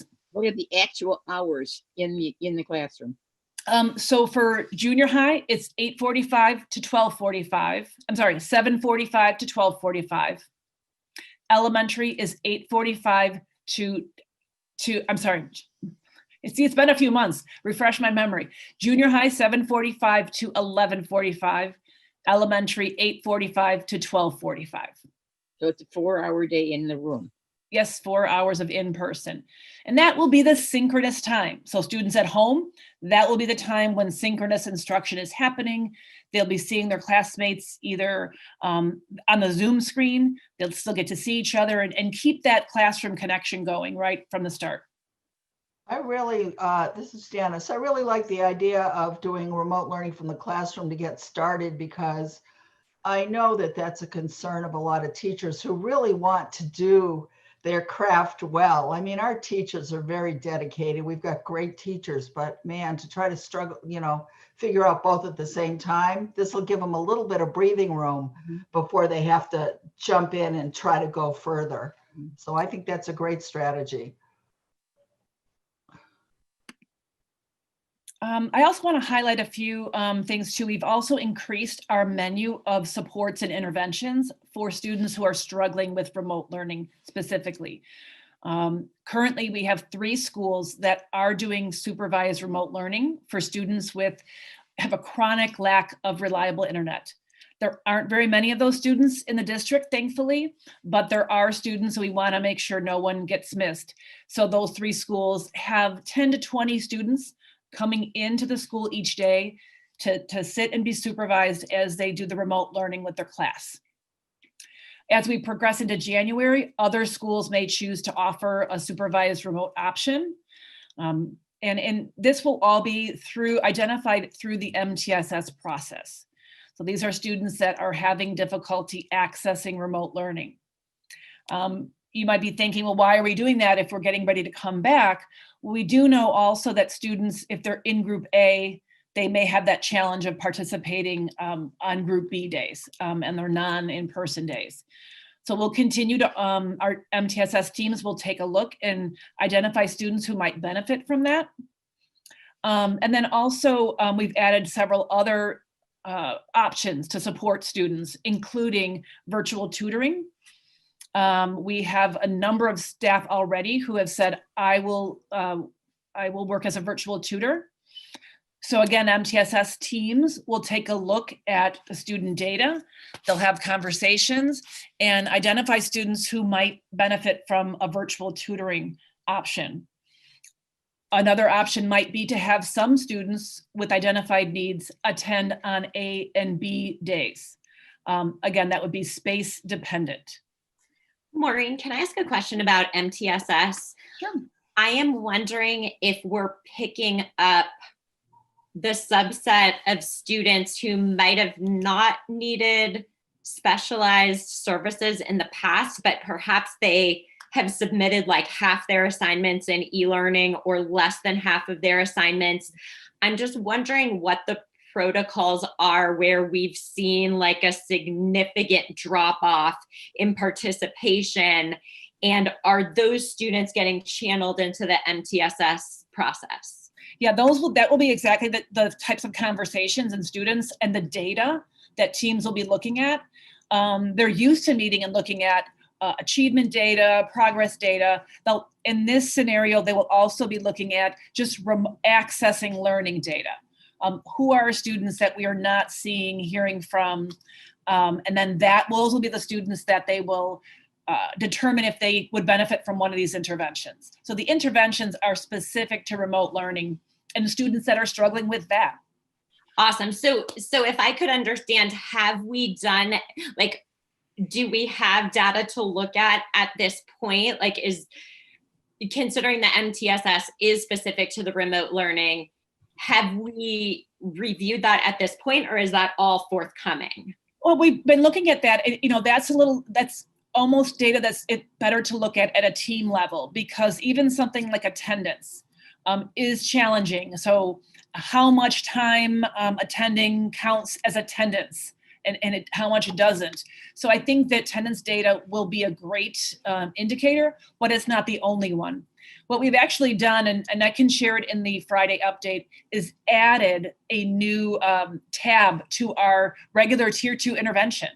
So it prompts teams, what is the criteria for this intervention? What is needed to implement this intervention? So we're approaching the process of developing the intervention very much like we do for math, for reading, for writing, for behavior. And Maureen, if you don't mind, can I just add, while we're thinking about these specific interventions and introducing them at this point, from the very beginning of this year, our grade level teams, our MTSS teams, our synergy teams have been identifying students that have a lack of engagement or a lack of work completion, to build relationship, to engage them at higher levels, to get really creative about the process. And we've provided some tiered guidance as to how to approach that, rule out technology issues, and then really dig into the motivational causes and what else is going on in that student's potentially in their home environment, to see how we can adapt and change and modify to meet needs. Thanks to both of you. No, I appreciate that response. And I guess what I'm just trying to get a rough sense of, Katie, do you have any sense, like, I know we design our MTSS process and you want to set up your curriculum so that those needing intervention is like a small percentage. And I guess I would expect it that that's going to balloon a little bit in a situation like the pandemic we're in. But I guess I'm wondering a rough sense of like what you'd expect like those interventions to be normally and how much larger they are, like how many students are being addressed in these groups that under normal circumstances wouldn't have been addressed. Yeah, we actually have a review coming up with Branching Minds, which is what we use to house all our intervention data to look at our tier level of movement coming up in January, and how that has changed or how that may be impacted. So that's something I can update on as well. Appreciate it. Sure. I have a question about the supervised remote learning in school. This is Janice Krinsky again. I am wondering if we are able to house those students for a full day, considering there's still teaching and learning going on even in the afternoons. And so how much are students still potentially missing when they're in school only half a day? And have we considered the chance of making it full day and serving them lunch in school? And maybe that's a way to stick our toe in the water about what lunch can look like during a pandemic. Yeah, currently, Janice, they are following the live schedule, so they're there mostly for the morning.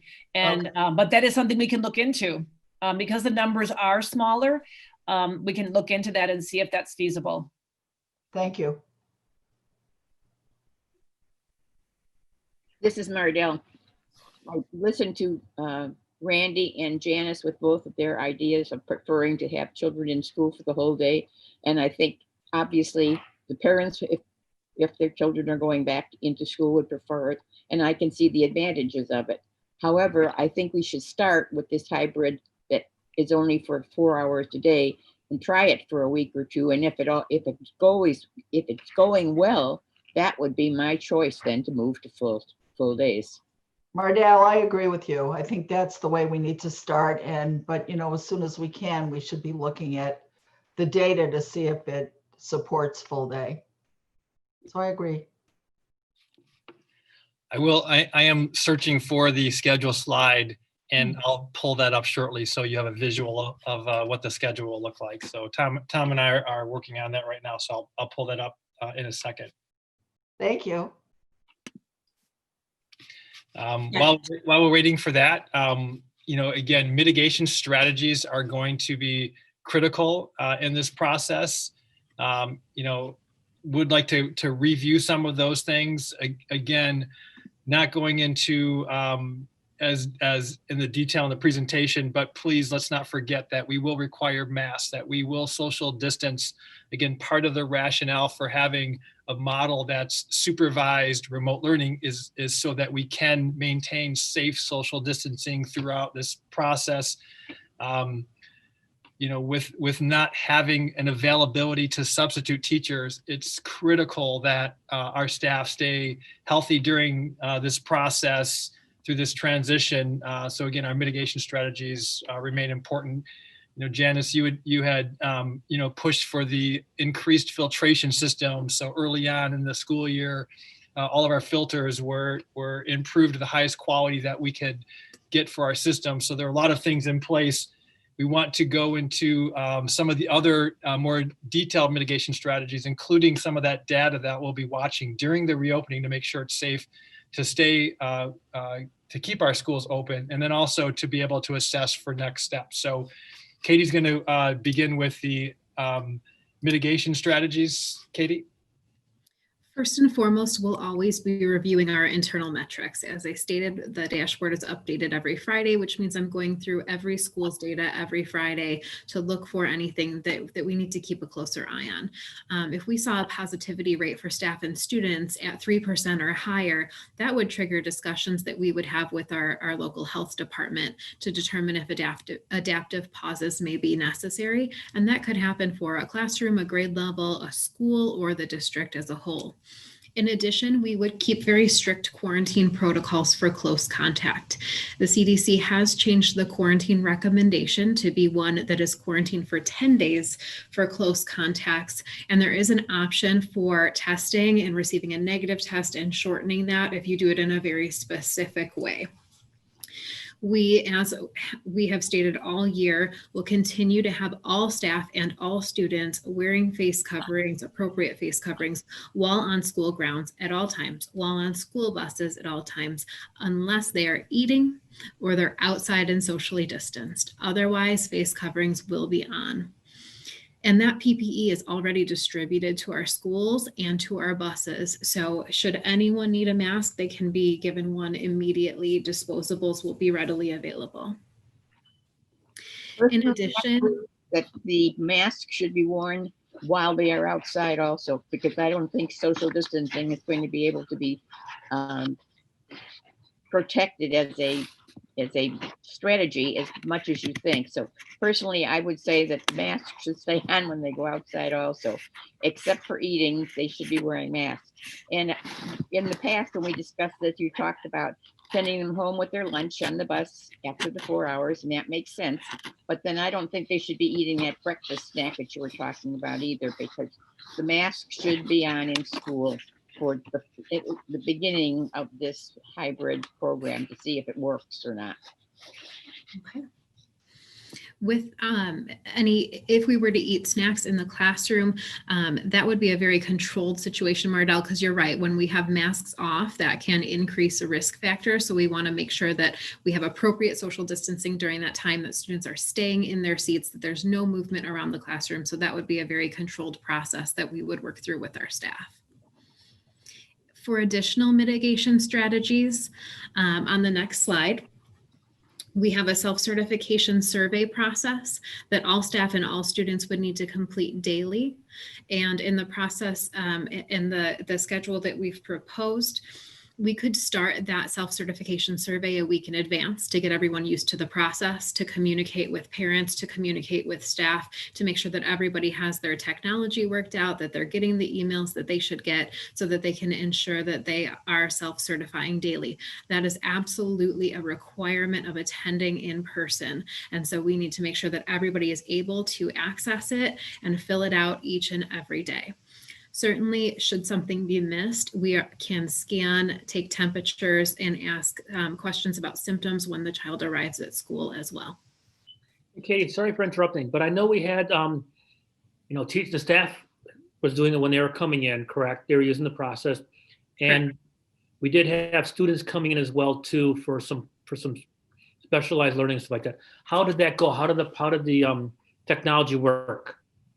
The pilot was fairly successful. We did have some parents that had trouble accessing it. We had to do some troubleshooting with those groups. But the more we were able to work through with the parents, the more successful it was. And so we do anticipate that we're going to need some time to just make sure that everybody understands the process, which is why I think starting a week in advance could be really beneficial for us, because it would give us time to work through that with anybody who's struggling in advance of the student returning to school. Great. And then as a follow-up question, I'm assuming you've already done this, but there is documentation or some sort of email we can send to explaining what they need to do and stuff like that, correct? Yes, we've drafted all of our communications. They are ready to go. Okay, great. Thanks. In addition, with our IDPH guidance, we would again look at that internal positivity rate. We're also going to look at the IDPH definition of an outbreak. So they very clearly define that if within a 14-day calendar period, that individuals in the same classroom all are positive for COVID-19. If there are 5 or more infections within that classroom in that 14-day period, then that would trigger us to communicate with the public health department in terms of, do we need to take an adaptive pause and close down that learning environment? So that could be something that happens as well, and is one of our mitigation strategies.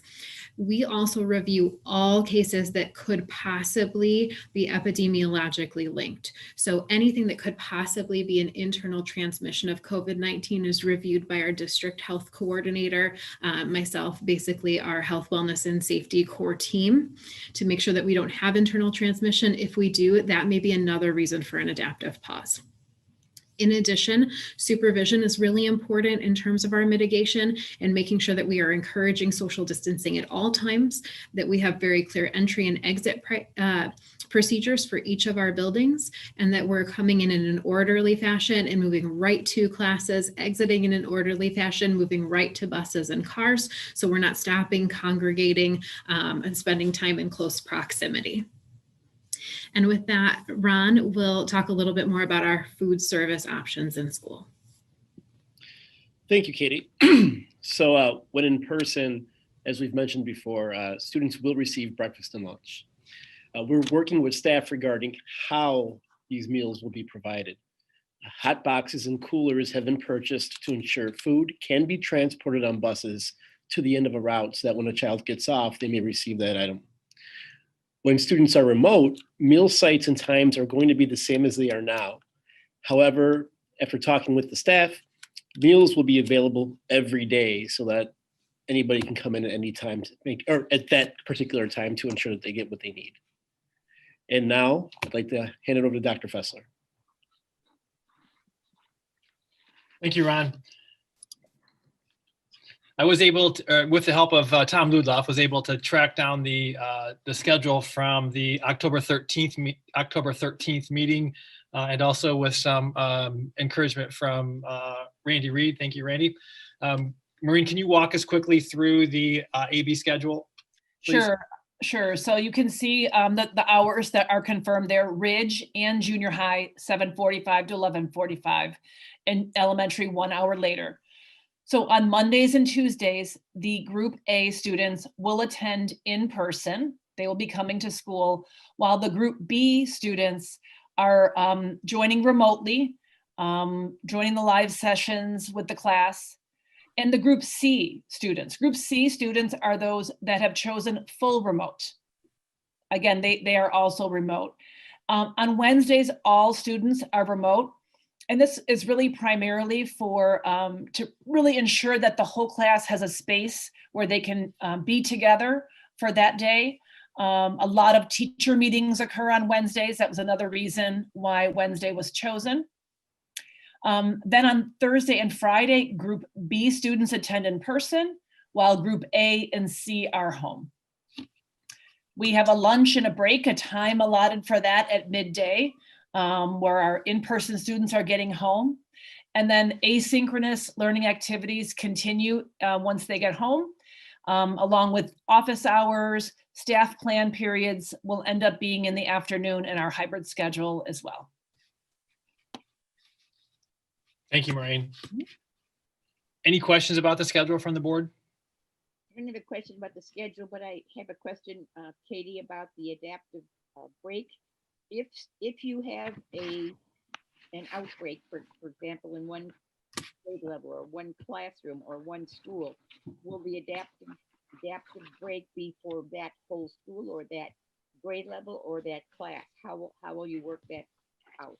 Mardell, that would truly depend on the context of that outbreak, on the students, where they have been in the building, the close proximity, who they've been in close contact with.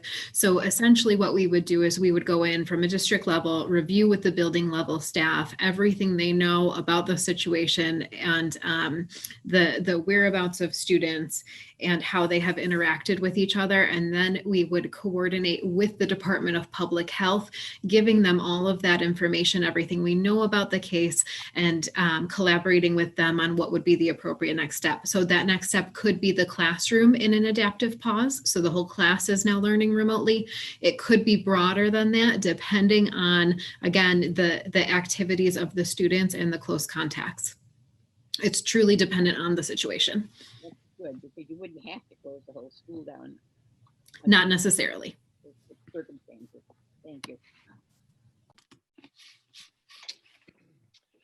Next steps. So we'll be finalizing planning and preparation, revisiting our staffing plan to make sure that all of our classrooms are staffed, whether they're remote or in person. So looking at how we'll use our certified teachers, our ESPs, et cetera, and all of our resources. We will be sharing schedules and busing information. We do have a procedure for parent choice revision. So we'll be sending out an update to our families following the direction from the board and the board action this evening, providing a summary of what's going to happen.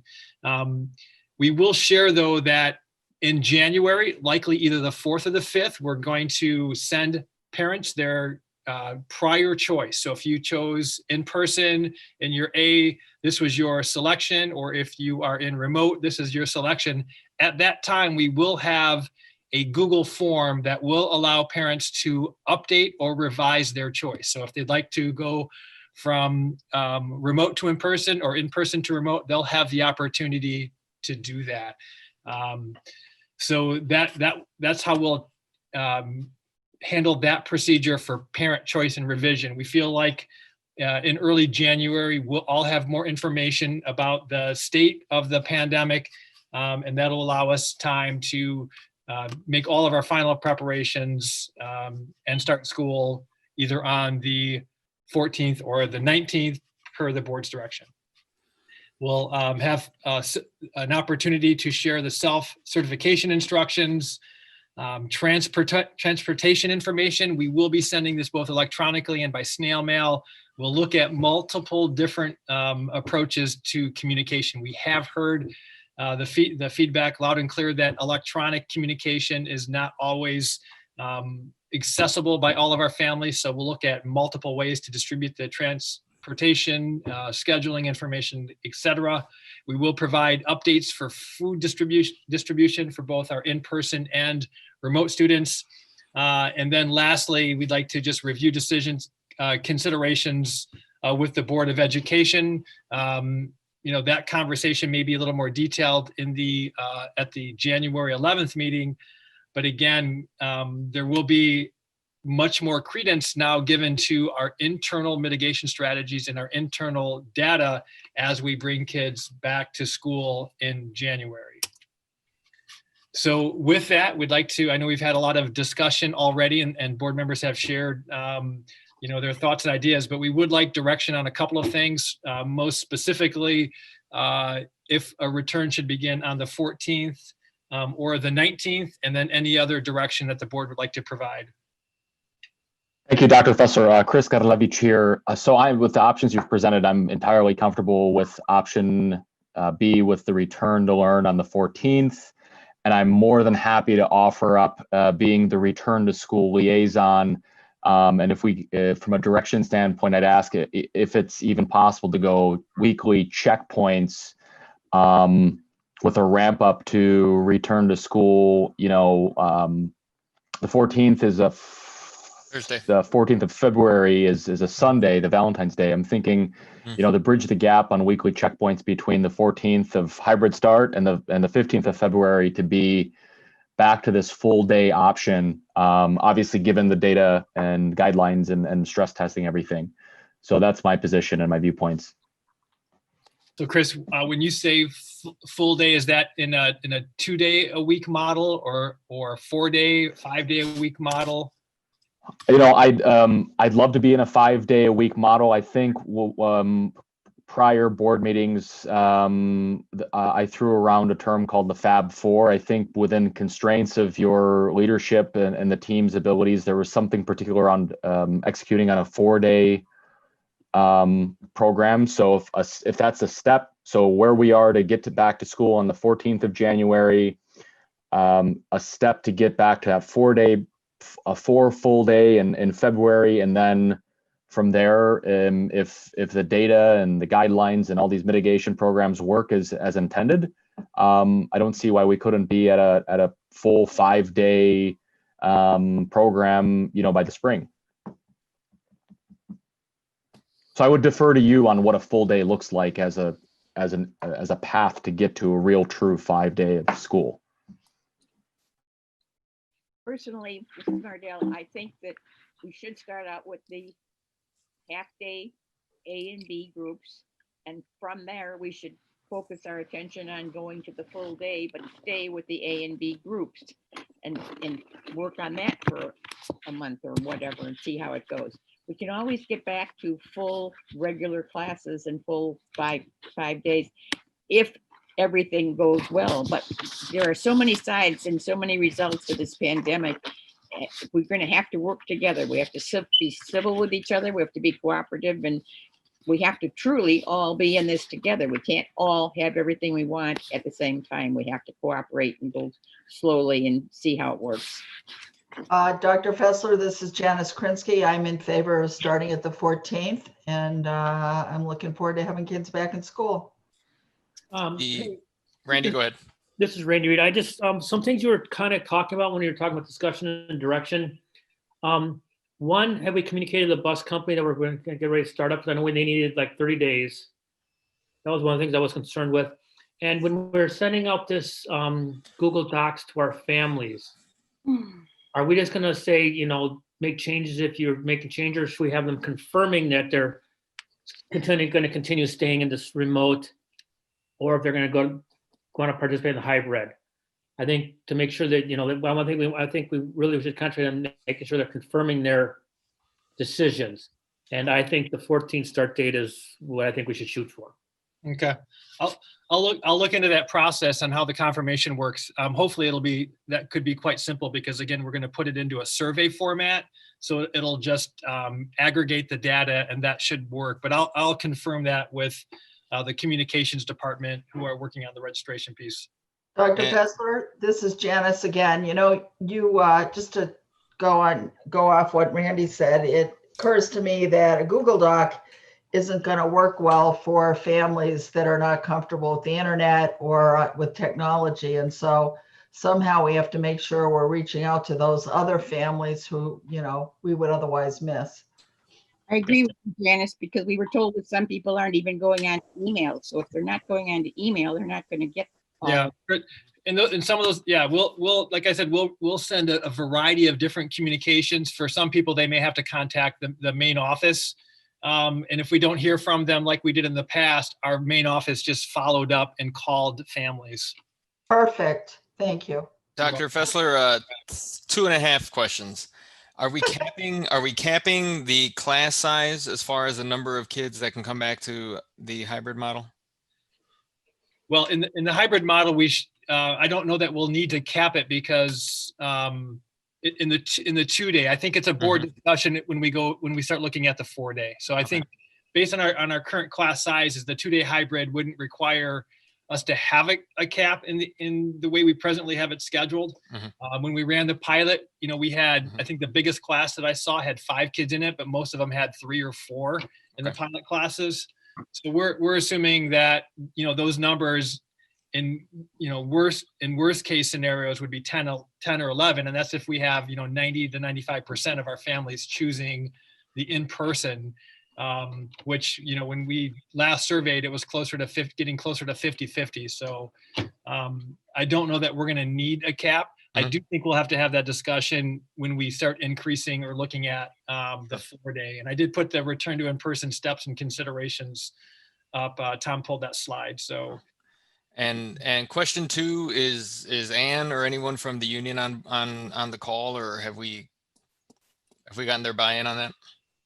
So Anne has been part of our planning conversations. So, we discussed this presentation with her on Wednesday, and again, she's advocating for strong mitigation strategies to make sure that, we're keeping the safety of our students and staff in mind with all of our planning.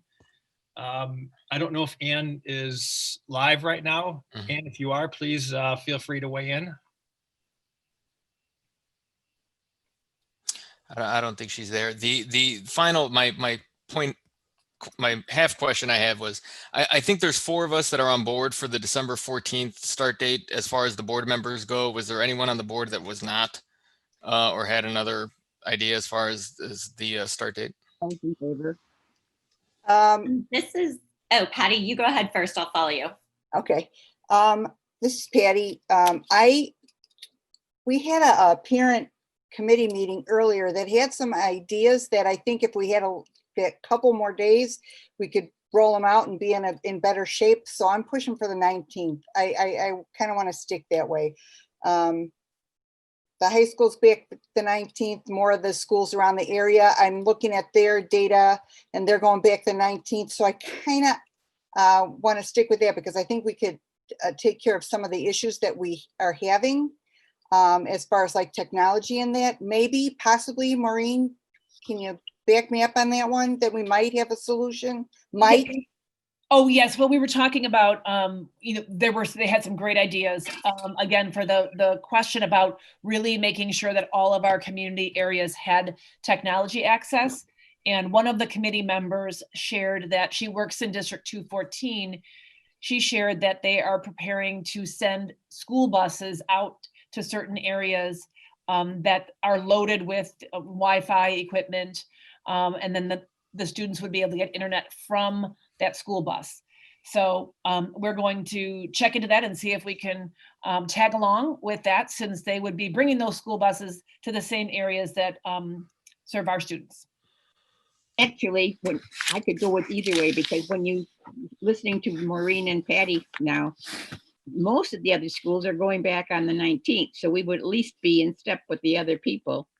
And I don't know that it makes that much difference if they were gaining just one day ahead. Confuse the parents. I'm not against going back. I just think give us a couple days to really be in step and be prepared. And the point is, we spoke about the 19th before. We might confuse our parents quite a bit if we change it to the 14th now, because one of the things that they have been saying is we're changing our mind and changing our mind. Maybe we should just leave it at the 19th where we started out. So this is Courtney. I am supportive of the 14th, but I think the issue that is more confusing to people in these conversations, because obviously the board has opportunities to speak one-on-one with each other, to speak to the administration. And I'm concerned the piece that people are going to be very confused about is that our primary factor we've been focusing on has been the positivity rate in the community. We've been very clear that that's not the only factor. We're also looking at the cases per 100,000 and what the Cook County Department of Public Health says. But I guess I just want to express my personal opinion as to why I have shifted over time in seeing that as the primary driver, which is that, I very much supported a conservative start to the school year, thinking that we want to see how schools actually handle COVID-19. Are the mitigation strategies effective? Are, significant spreads occurring among kids? And we wanted to make sure we had sufficient baseline data so that we weren't sending our teachers and our kids into a situation where they were essentially guinea pigs. And I think we reached a comfort level, approaching November, where we thought, we have the data that we need to show that this spread isn't significant. We've seen decrease. Let's go ahead and pursue this. And then again, we saw our second wave. And I think what we're seeing now is that second wave it's hard to see, like everyone pointed out, where it's headed in January, but it's leveling out a bit. And even more importantly, we've seen that school spread isn't as significant, and that really maybe a primary focus should be this positivity rate within the schools. So I just wanted to speak to that thinking, because I'm sure there's many in the public and our teachers who are going, wait a minute, the board keeps changing their metrics, or, you know, where's the consistency in this? And I think the truth is, for me personally, this is an unprecedented situation with ever evolving information. And I think what became very clear in the past couple of weeks was that the board was all supporting the importance of our kids getting back sooner rather than later, in light of lower school spread and in light of the fact that, you know, hopefully this second wave does level off. Time will tell. But yeah, I wanted to just make sure we speak to that somewhat. And if any board members want to clarify, you know, or add their own thoughts on that, I do think it's important that for transparency, we address these points. And I agree. And I want to add to that, because, you know, it's being flexible in all of this, because we are not experts. We are not epidemiologists. We're volunteers here on a school board. And we look at, in April, when the state and many states shut down completely, we were talking about 300 cases a day. You know, that's a minuscule number compared to what we're seeing now. But all we can do is rely on data. And like Courtney said, we didn't know what the situation was going to be in the schools up until the end of November, when the Illinois Department of Public Health releases a report showing that there is no or low risk of spread among student to students in these schools. And that was published by the Sun-Times on December 3rd.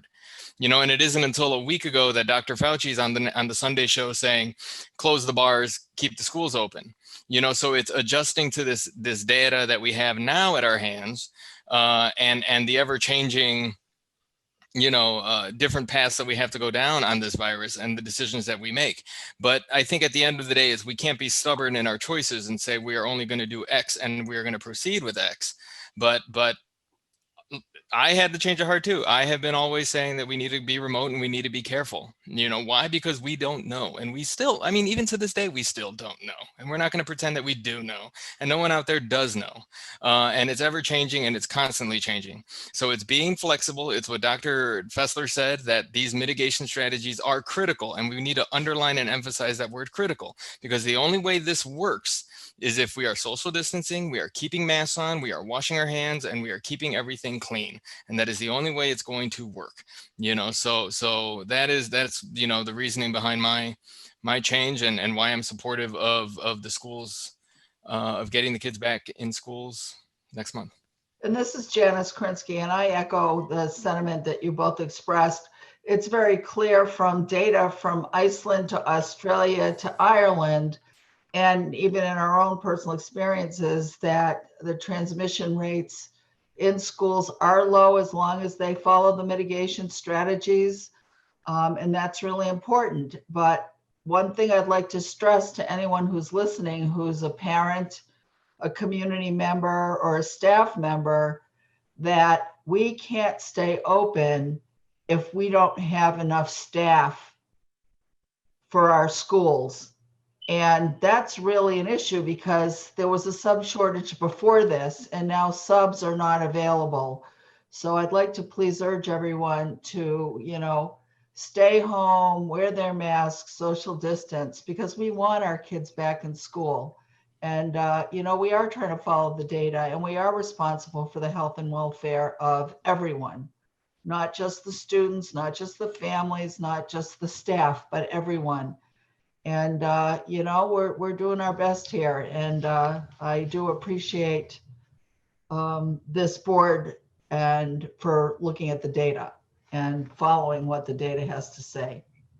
Can I just ask what, I know there's so much data out there.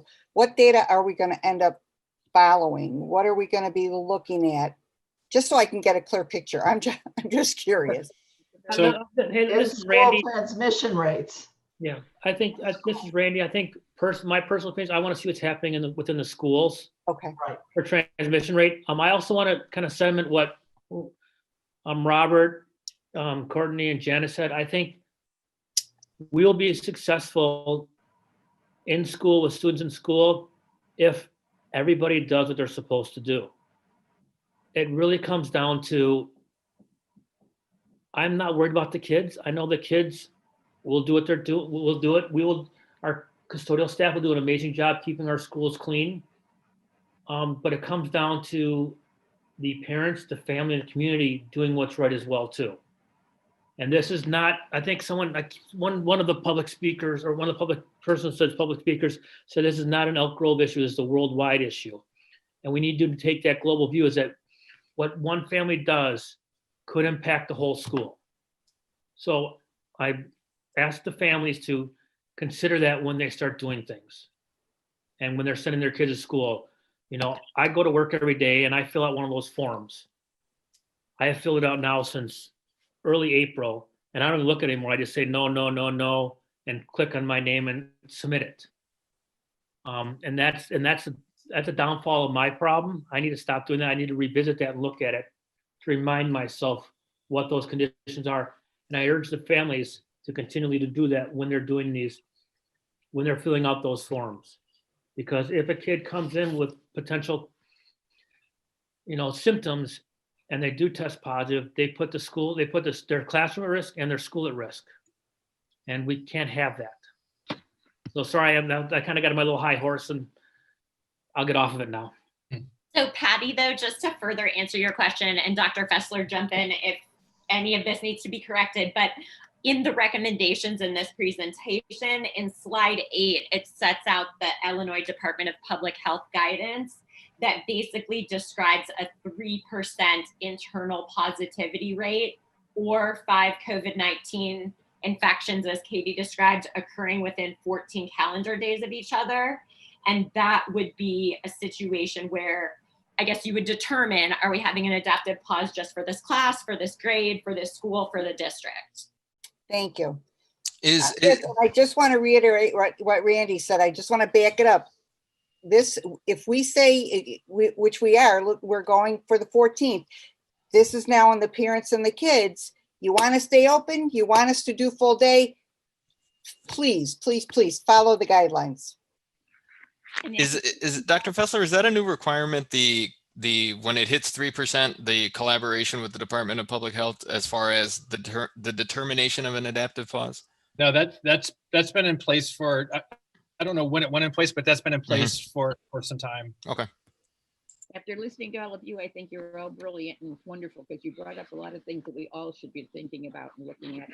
And we really have to follow what we said we were going to do and follow the rules. I concur, Mardell. I think we're all brilliant. Good. I like the way you stated that. So thank you for that feedback. It sounds like it would be the 14th. As you know, we have an action item a little later in the agenda that the board will take action on the reopening. So thank you. Thank you very much. Let's move on to the consent agenda. Do we have a motion for 7.0, the consent agenda? Okay.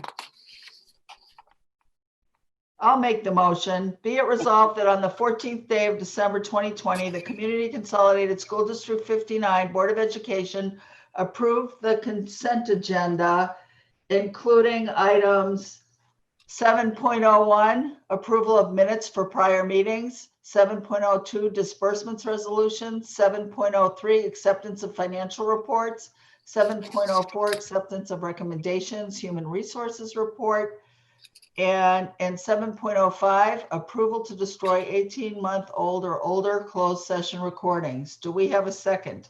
I second it, Mardell. Mardell? Yep. Roll call, please. All right. Where am I? Mencia. Aye. Petrilli, aye. Reed? Aye.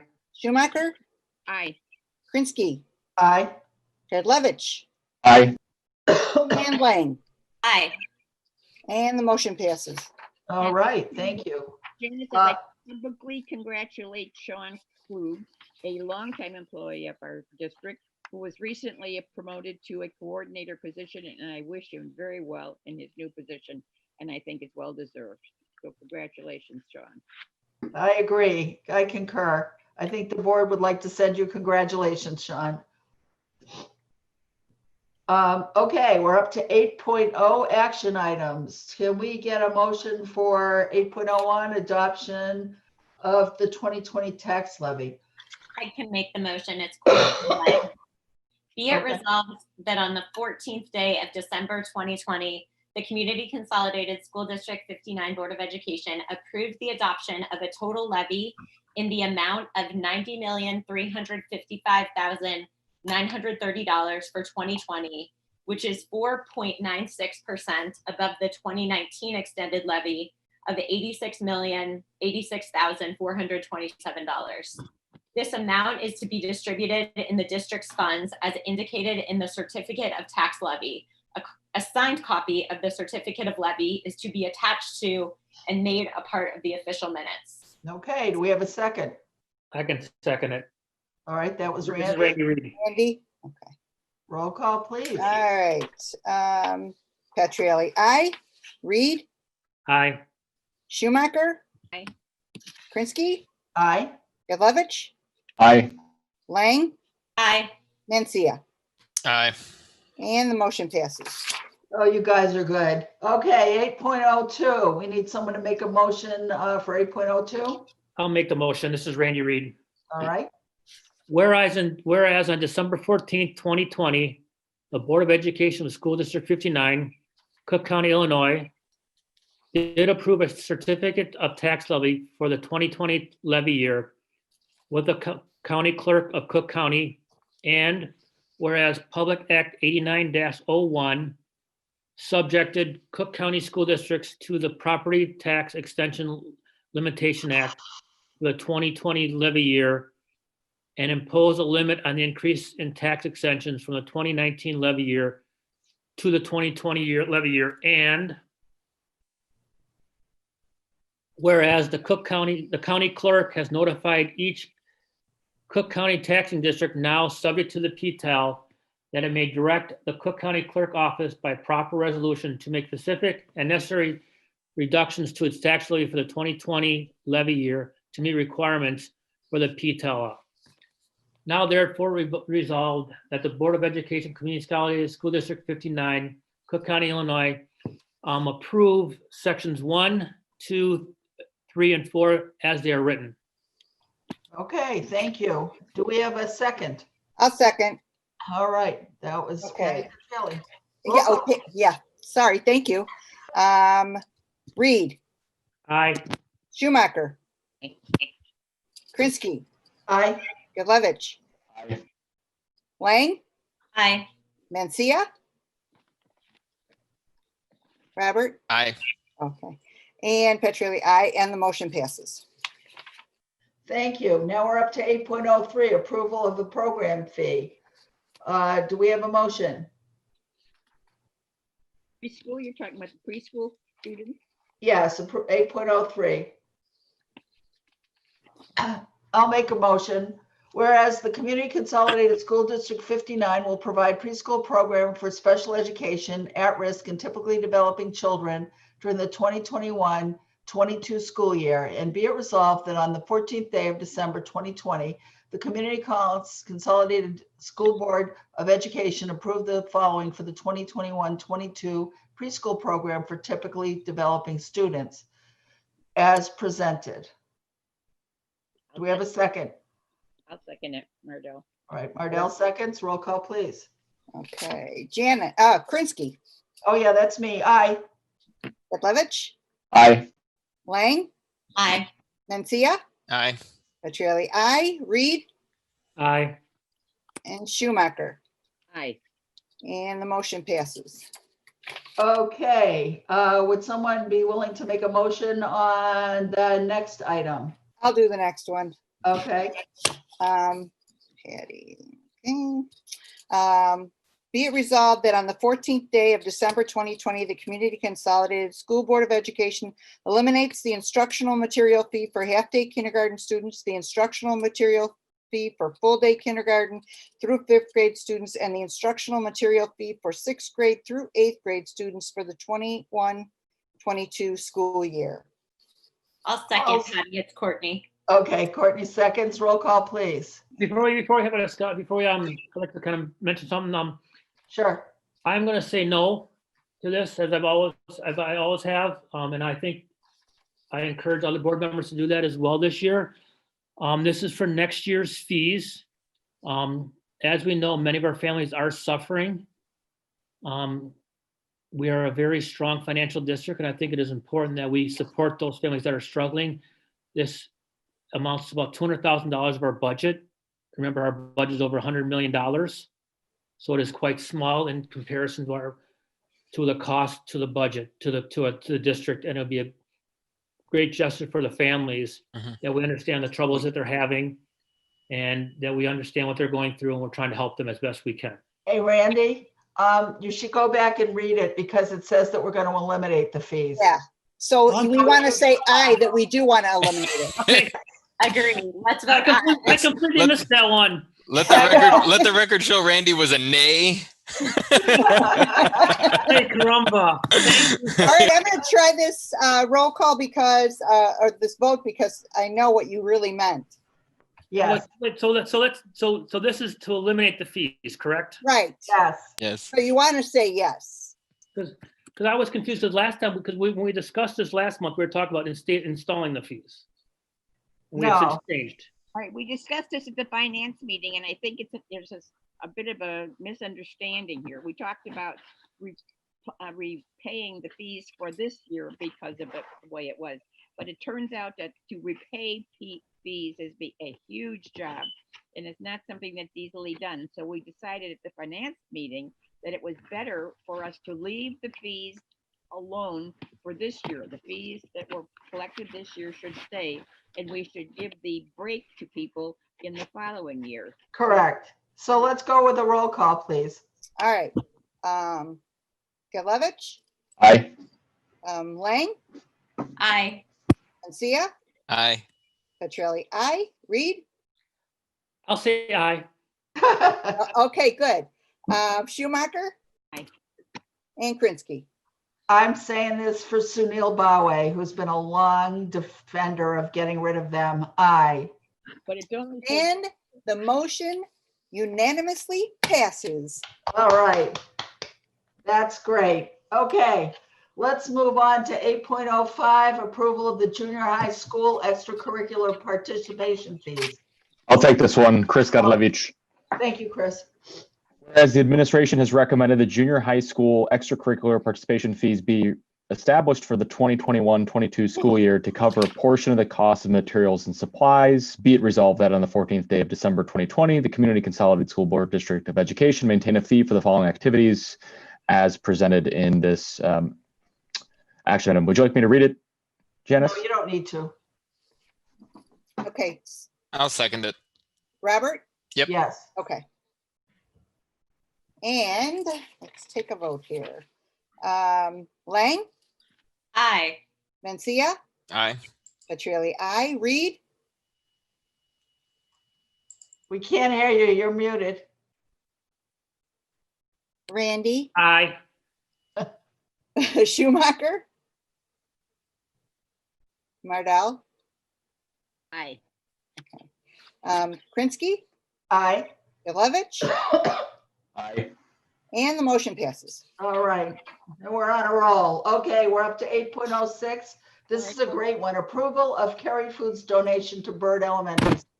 It Do we have a resolved motion? the 14th day of December 2020, the Community Consolidated School District 59 Board of Education approves the donation from Kerry Foods to Bird Elementary School in the amount of $1,250.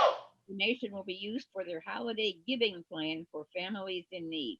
Be it further resolved that the superintendent shall communicate to the District 59 Education Foundation in writing expressing the appreciation of the members of the Board of Education, and that this donation shall be listed in the official minutes of this meeting.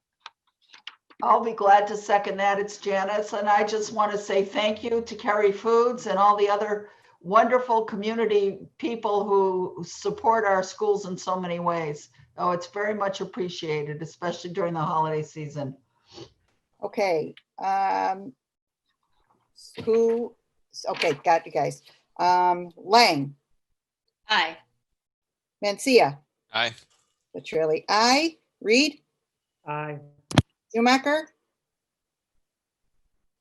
Mardell? Aye. Krinsky, Aye. and Godlovich. Chris, did you say aye? Aye. Okay, thanks. And the Only motion one vote, passes.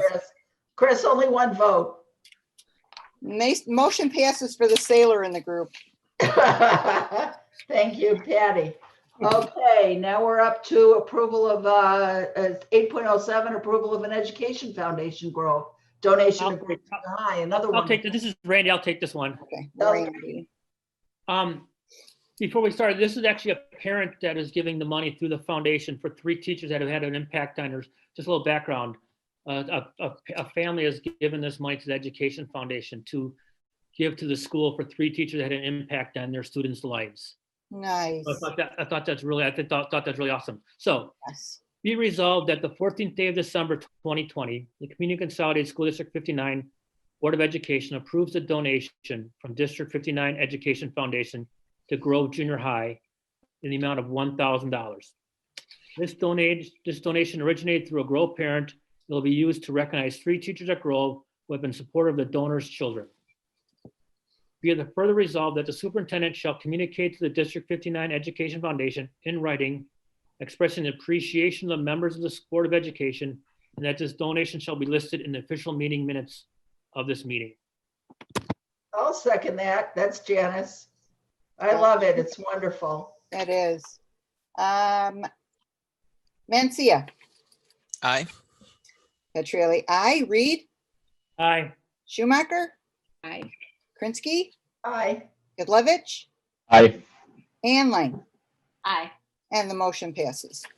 All right, we have another donation coming up, 8.08. Would one of the Juliet Low parents like to take this one?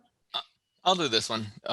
Be it resolved that on the 14th day of December 2020, the Community Consolidated School District 59 Board of Education approves the donation from the Juliet Low community members to the Juliet Low PTO in the amount of $2,445. This donation will be used to purchase gift cards to help families in need as well as the overall school. Be it further resolved that the superintendent shall communicate to the District 59 Education Foundation in writing, expressing the appreciation of the members of the Board of Education, and that this donation shall be listed in the official minutes of this meeting. Mardell seconds it. Mardell, I can barely hear you. I don't know why. I'm not, Um, I'm not muted. okay, where am I? I second. Petrelli, aye. Reed, Aye. Schumacher, Aye. Krinsky, Oh, definitely aye. Godlovich. I'll take one of your ayes, ship captain. Lang Aye. and Mencia. Aye. And the motion passes. That's great. Such generosity. Okay, 8.09, that's serious stuff. It's award of bid for vestibules. Would somebody like to read the resolution? I can do it. This is All right. Randy. Okay. Whereas bids were open on November 11th, 2020 for vestibules, and whereas bids were received for general trades, plumbing, HVAC, and electrical work for vestibules at Brentwood, Claremont, and Juliet Low. Now therefore be resolved, on the 14th day of December 2020, the Board of Education of Community Consolidated District 59 award TOR Construction for general trades, Cannonball Mechanical for plumbing, Hartwick Plumbing and Heating for HVAC, and Carey Electric for electric work regarding the base bid, as well as alternates 1B, 2B, 3B, 4, and 6. Results linked. Before we continue, Ron, isn't bid 6, the lighting? Yeah, that is correct. I thought we decided not to go with that. That was something that Albert was looking at, and he thought that it would have been a good idea for the LED down the line. So it was something from Albert. Okay, because I know one thing and this may get us a little off topic, but one thing I was gonna bring up, we were talking about the change of to LED for the whole schools and stuff like that. And then we were gonna wait on that because of that. We were gonna wait on that whole conversion to consider this lighting as well. Rather than get it confused with what we're doing with these vestibules, which has been quite a mess.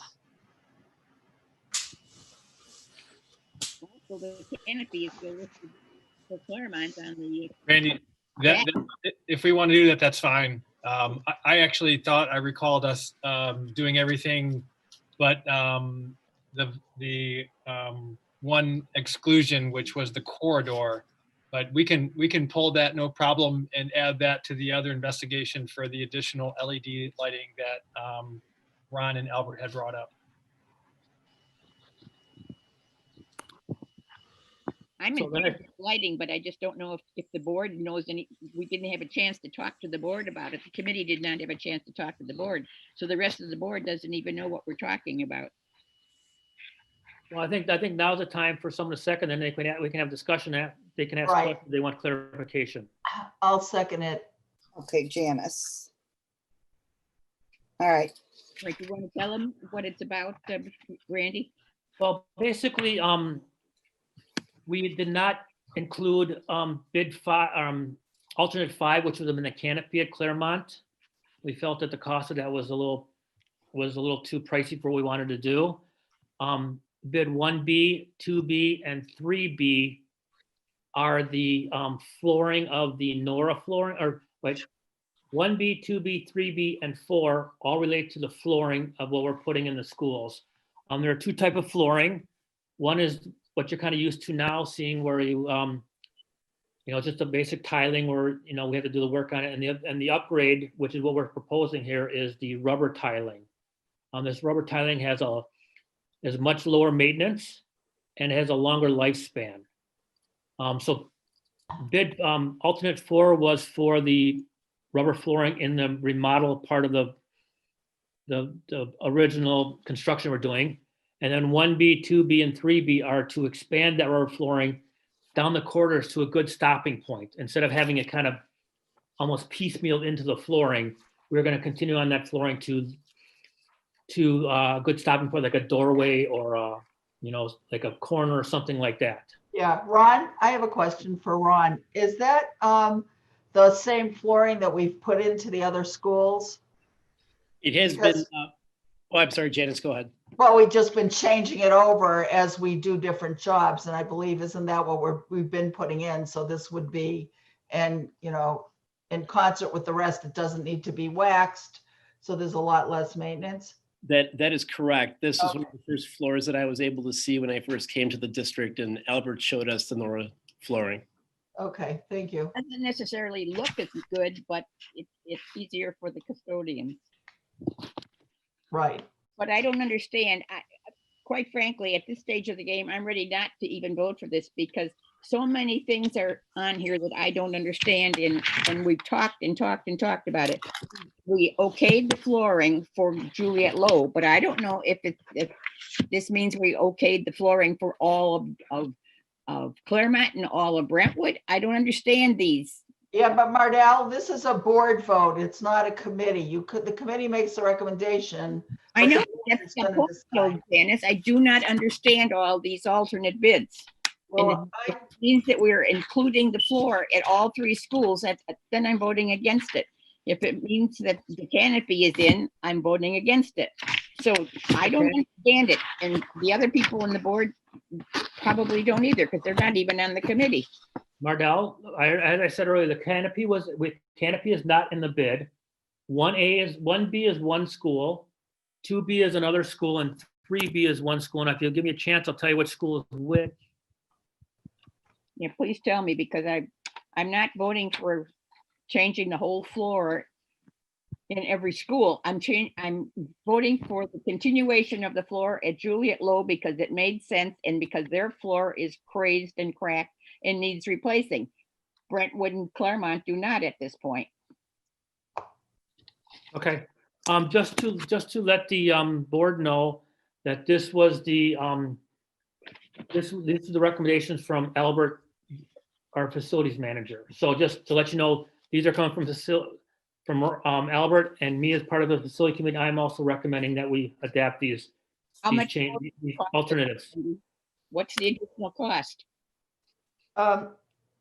It's on this spreadsheet. I'd like to ask Ron about item 6. What is your recommendation? Should we be looking at that or not? Here's the description right here. Here's the background. It's attached to the motion. Right. And yeah, the lobby light fixtures are something that Albert did recommend. I always defer to him when it comes to that because I mean, the facilities are something that he takes pride in and he's responsible for, as am I. But the flooring, the difference between the VCT and Nora cost-wise for all 3 buildings is $82,500. So you're saying it costs more, but the maintenance is lower. Yes, Albert did stress that, as did Nicholas as well. We've talked to CTS and other companies, and they vouched for it. Okay, I'm fine with that, but I'm just, so you're recommending that we do go with item 6. And Randy, what is your concern with going with item 6? One thing we discussed at the last facility meeting, which I was going to bring up, under board member topics much later, is that Ron and Albert are looking at changing out light fixtures to go to LEDs from our. But that all our buildings had been switched out, at least in the classrooms. Is this just for hallways? Hallways, gymnasiums, parking lots, kind of like throughout the whole school district. There's some incentives from ComEd, and there's some pretty strong paybacks pretty quickly result in this change. So it's something that, and that's why I was questioning. I thought maybe this would be part of that as well. Well, what is the cost for that item? Item 6. $36,000. So what's the downside of doing this now and then doing the rest later? Do we get an additional savings, or is it just you don't want to do it piecemeal, or what's the what are your thoughts? I'm fine with it either way. I just thought if we're gonna do the lights, let's have one person doing all the lights instead of that way we have consistency. I'm assuming if we go with certain lights in phase 6 with alternate 6, we want to continue those throughout the whole school, and maybe they're not as cost effective if we do the whole school in another type of light when we do this whole LED upgrade. I understand. Ron, do you have any insight into what Albert wanted to do with that? To be honest with you, my intuition was that Albert could go either way with alternate 6. All right, so then if there's no pressure to do it, I'm fine with dropping it. I don't know what other board members think. I just want to make sure that all of the floors in all 3 of those schools are not replaced. Because if that's what's on this bid, then I'm not going to vote for it. And I don't understand this bid. It's very difficult to understand. It doesn't say specifically what all these different alternates are that we're voting for. Ron, could you please address that? Absolutely. Let me pull up my additional spreadsheet to see here. I can explain. Just looking at it, I'm actually bothering Albert as we speak. Oh, there you go. If you need time to bother Albert, feel free to take that time. I guess I'm wondering the extent of the replacement for the flooring. Juliet, I have no problem with, but the other 2 schools I do. Yeah, I understand. That's why I'm asking Ron to give us. I don't mind replacing the flooring in the rooms that we're actually working in the new office and the new classroom, but not continuing down the hall and all the way around in Brentwood. Well, let them answer your question first, Mardell. Okay. Good.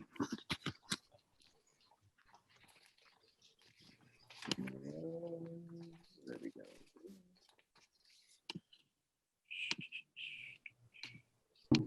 I apologize. 1 second.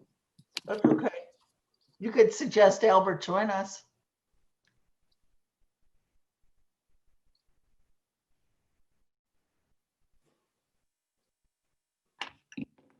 All right, just sent him a text about joining us while I'm looking.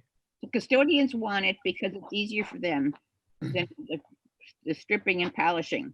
But the point is, the floors in Brentwood and Claremont, there's nothing wrong with.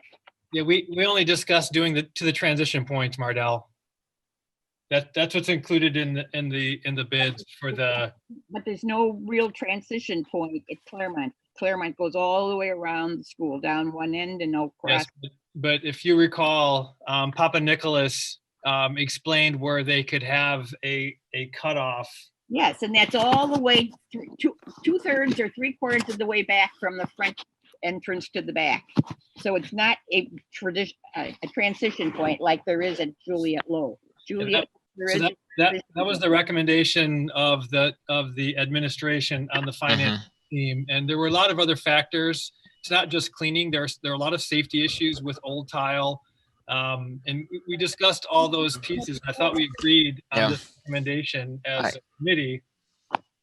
Yeah, I remember from the committee as well that I said at the end that Albert was the expert as to the needs, and that we just needed to make sure that we did our homework, making sure that we're not wasting or overspending, and making sure that we're making sound decisions. But that I was going to recommend what Albert had proposed as the needs of the buildings. Then why don't we take a roll call? Okay, hang on. I gotta find my paper. There it is. All right.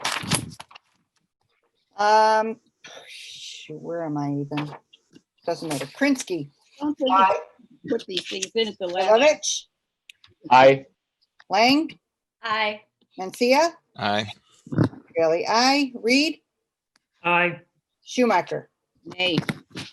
And the motion passes. Okay, thank you. Let's move on to the next item. It's approval of the return to school plan. And what changes do we need to make? The date. Okay, will someone make a motion? We have to make a motion for the way it is, and then make an emotion to change it, I think, don't we? No, we stated it as a window of time, so it works with the direction of the board. You don't want to change it to be the exact number that we're talking about? Yeah, no, actually, yeah, we can leave it as is the way it's there, because it'll cover it. We have the window there for the time. All right. I'll make the motion. Okay, Robert?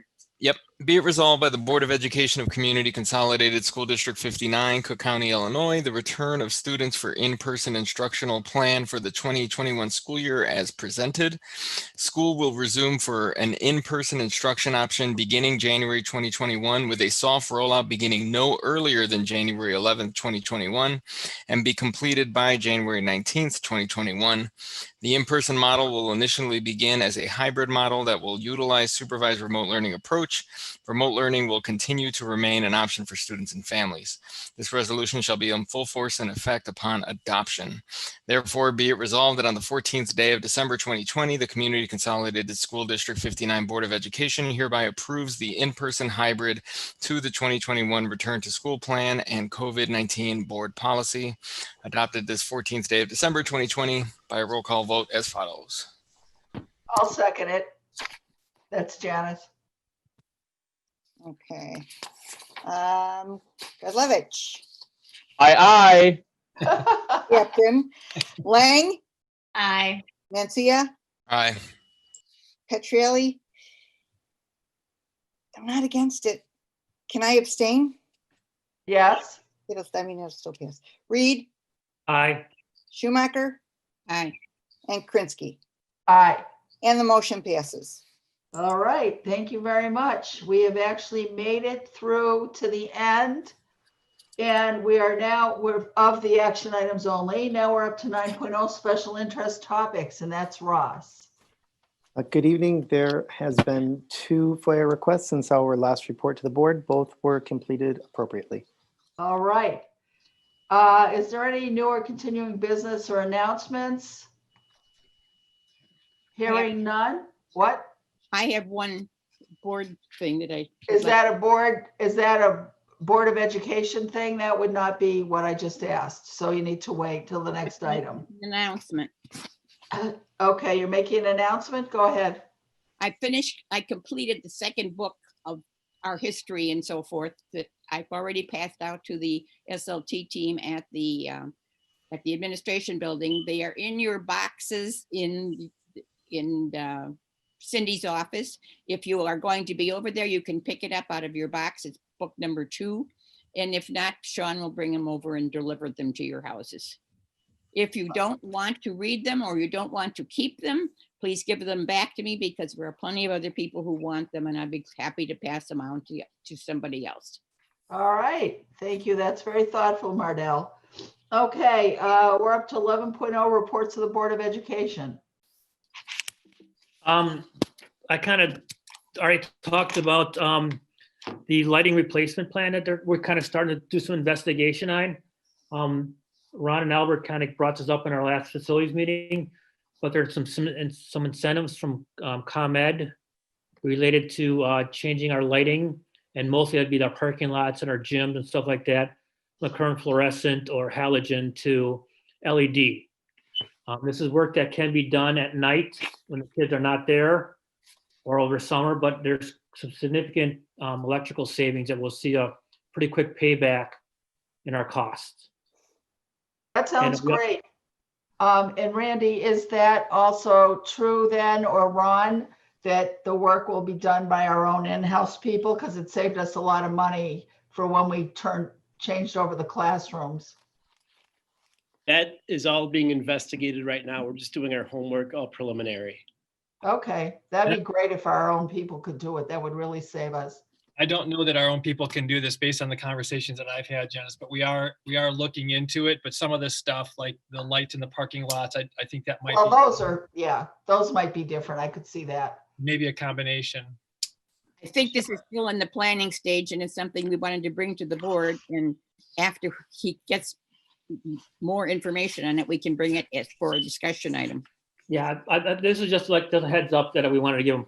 The next thing we just talked at the facility planning meeting was potential additions at Brentwood and Claremont due to current programs and growth of the programs, i.e. Claremont, we have the Polish dual language program there, and they are running out of space. And at Brentwood, we all know that the arts and music teacher is teaching out of the teacher's lounge right now because they do not have the room in the for further expansion. Both schools feel they would need 2 classrooms. Each classroom runs about $500,000 per classroom, or $2 million.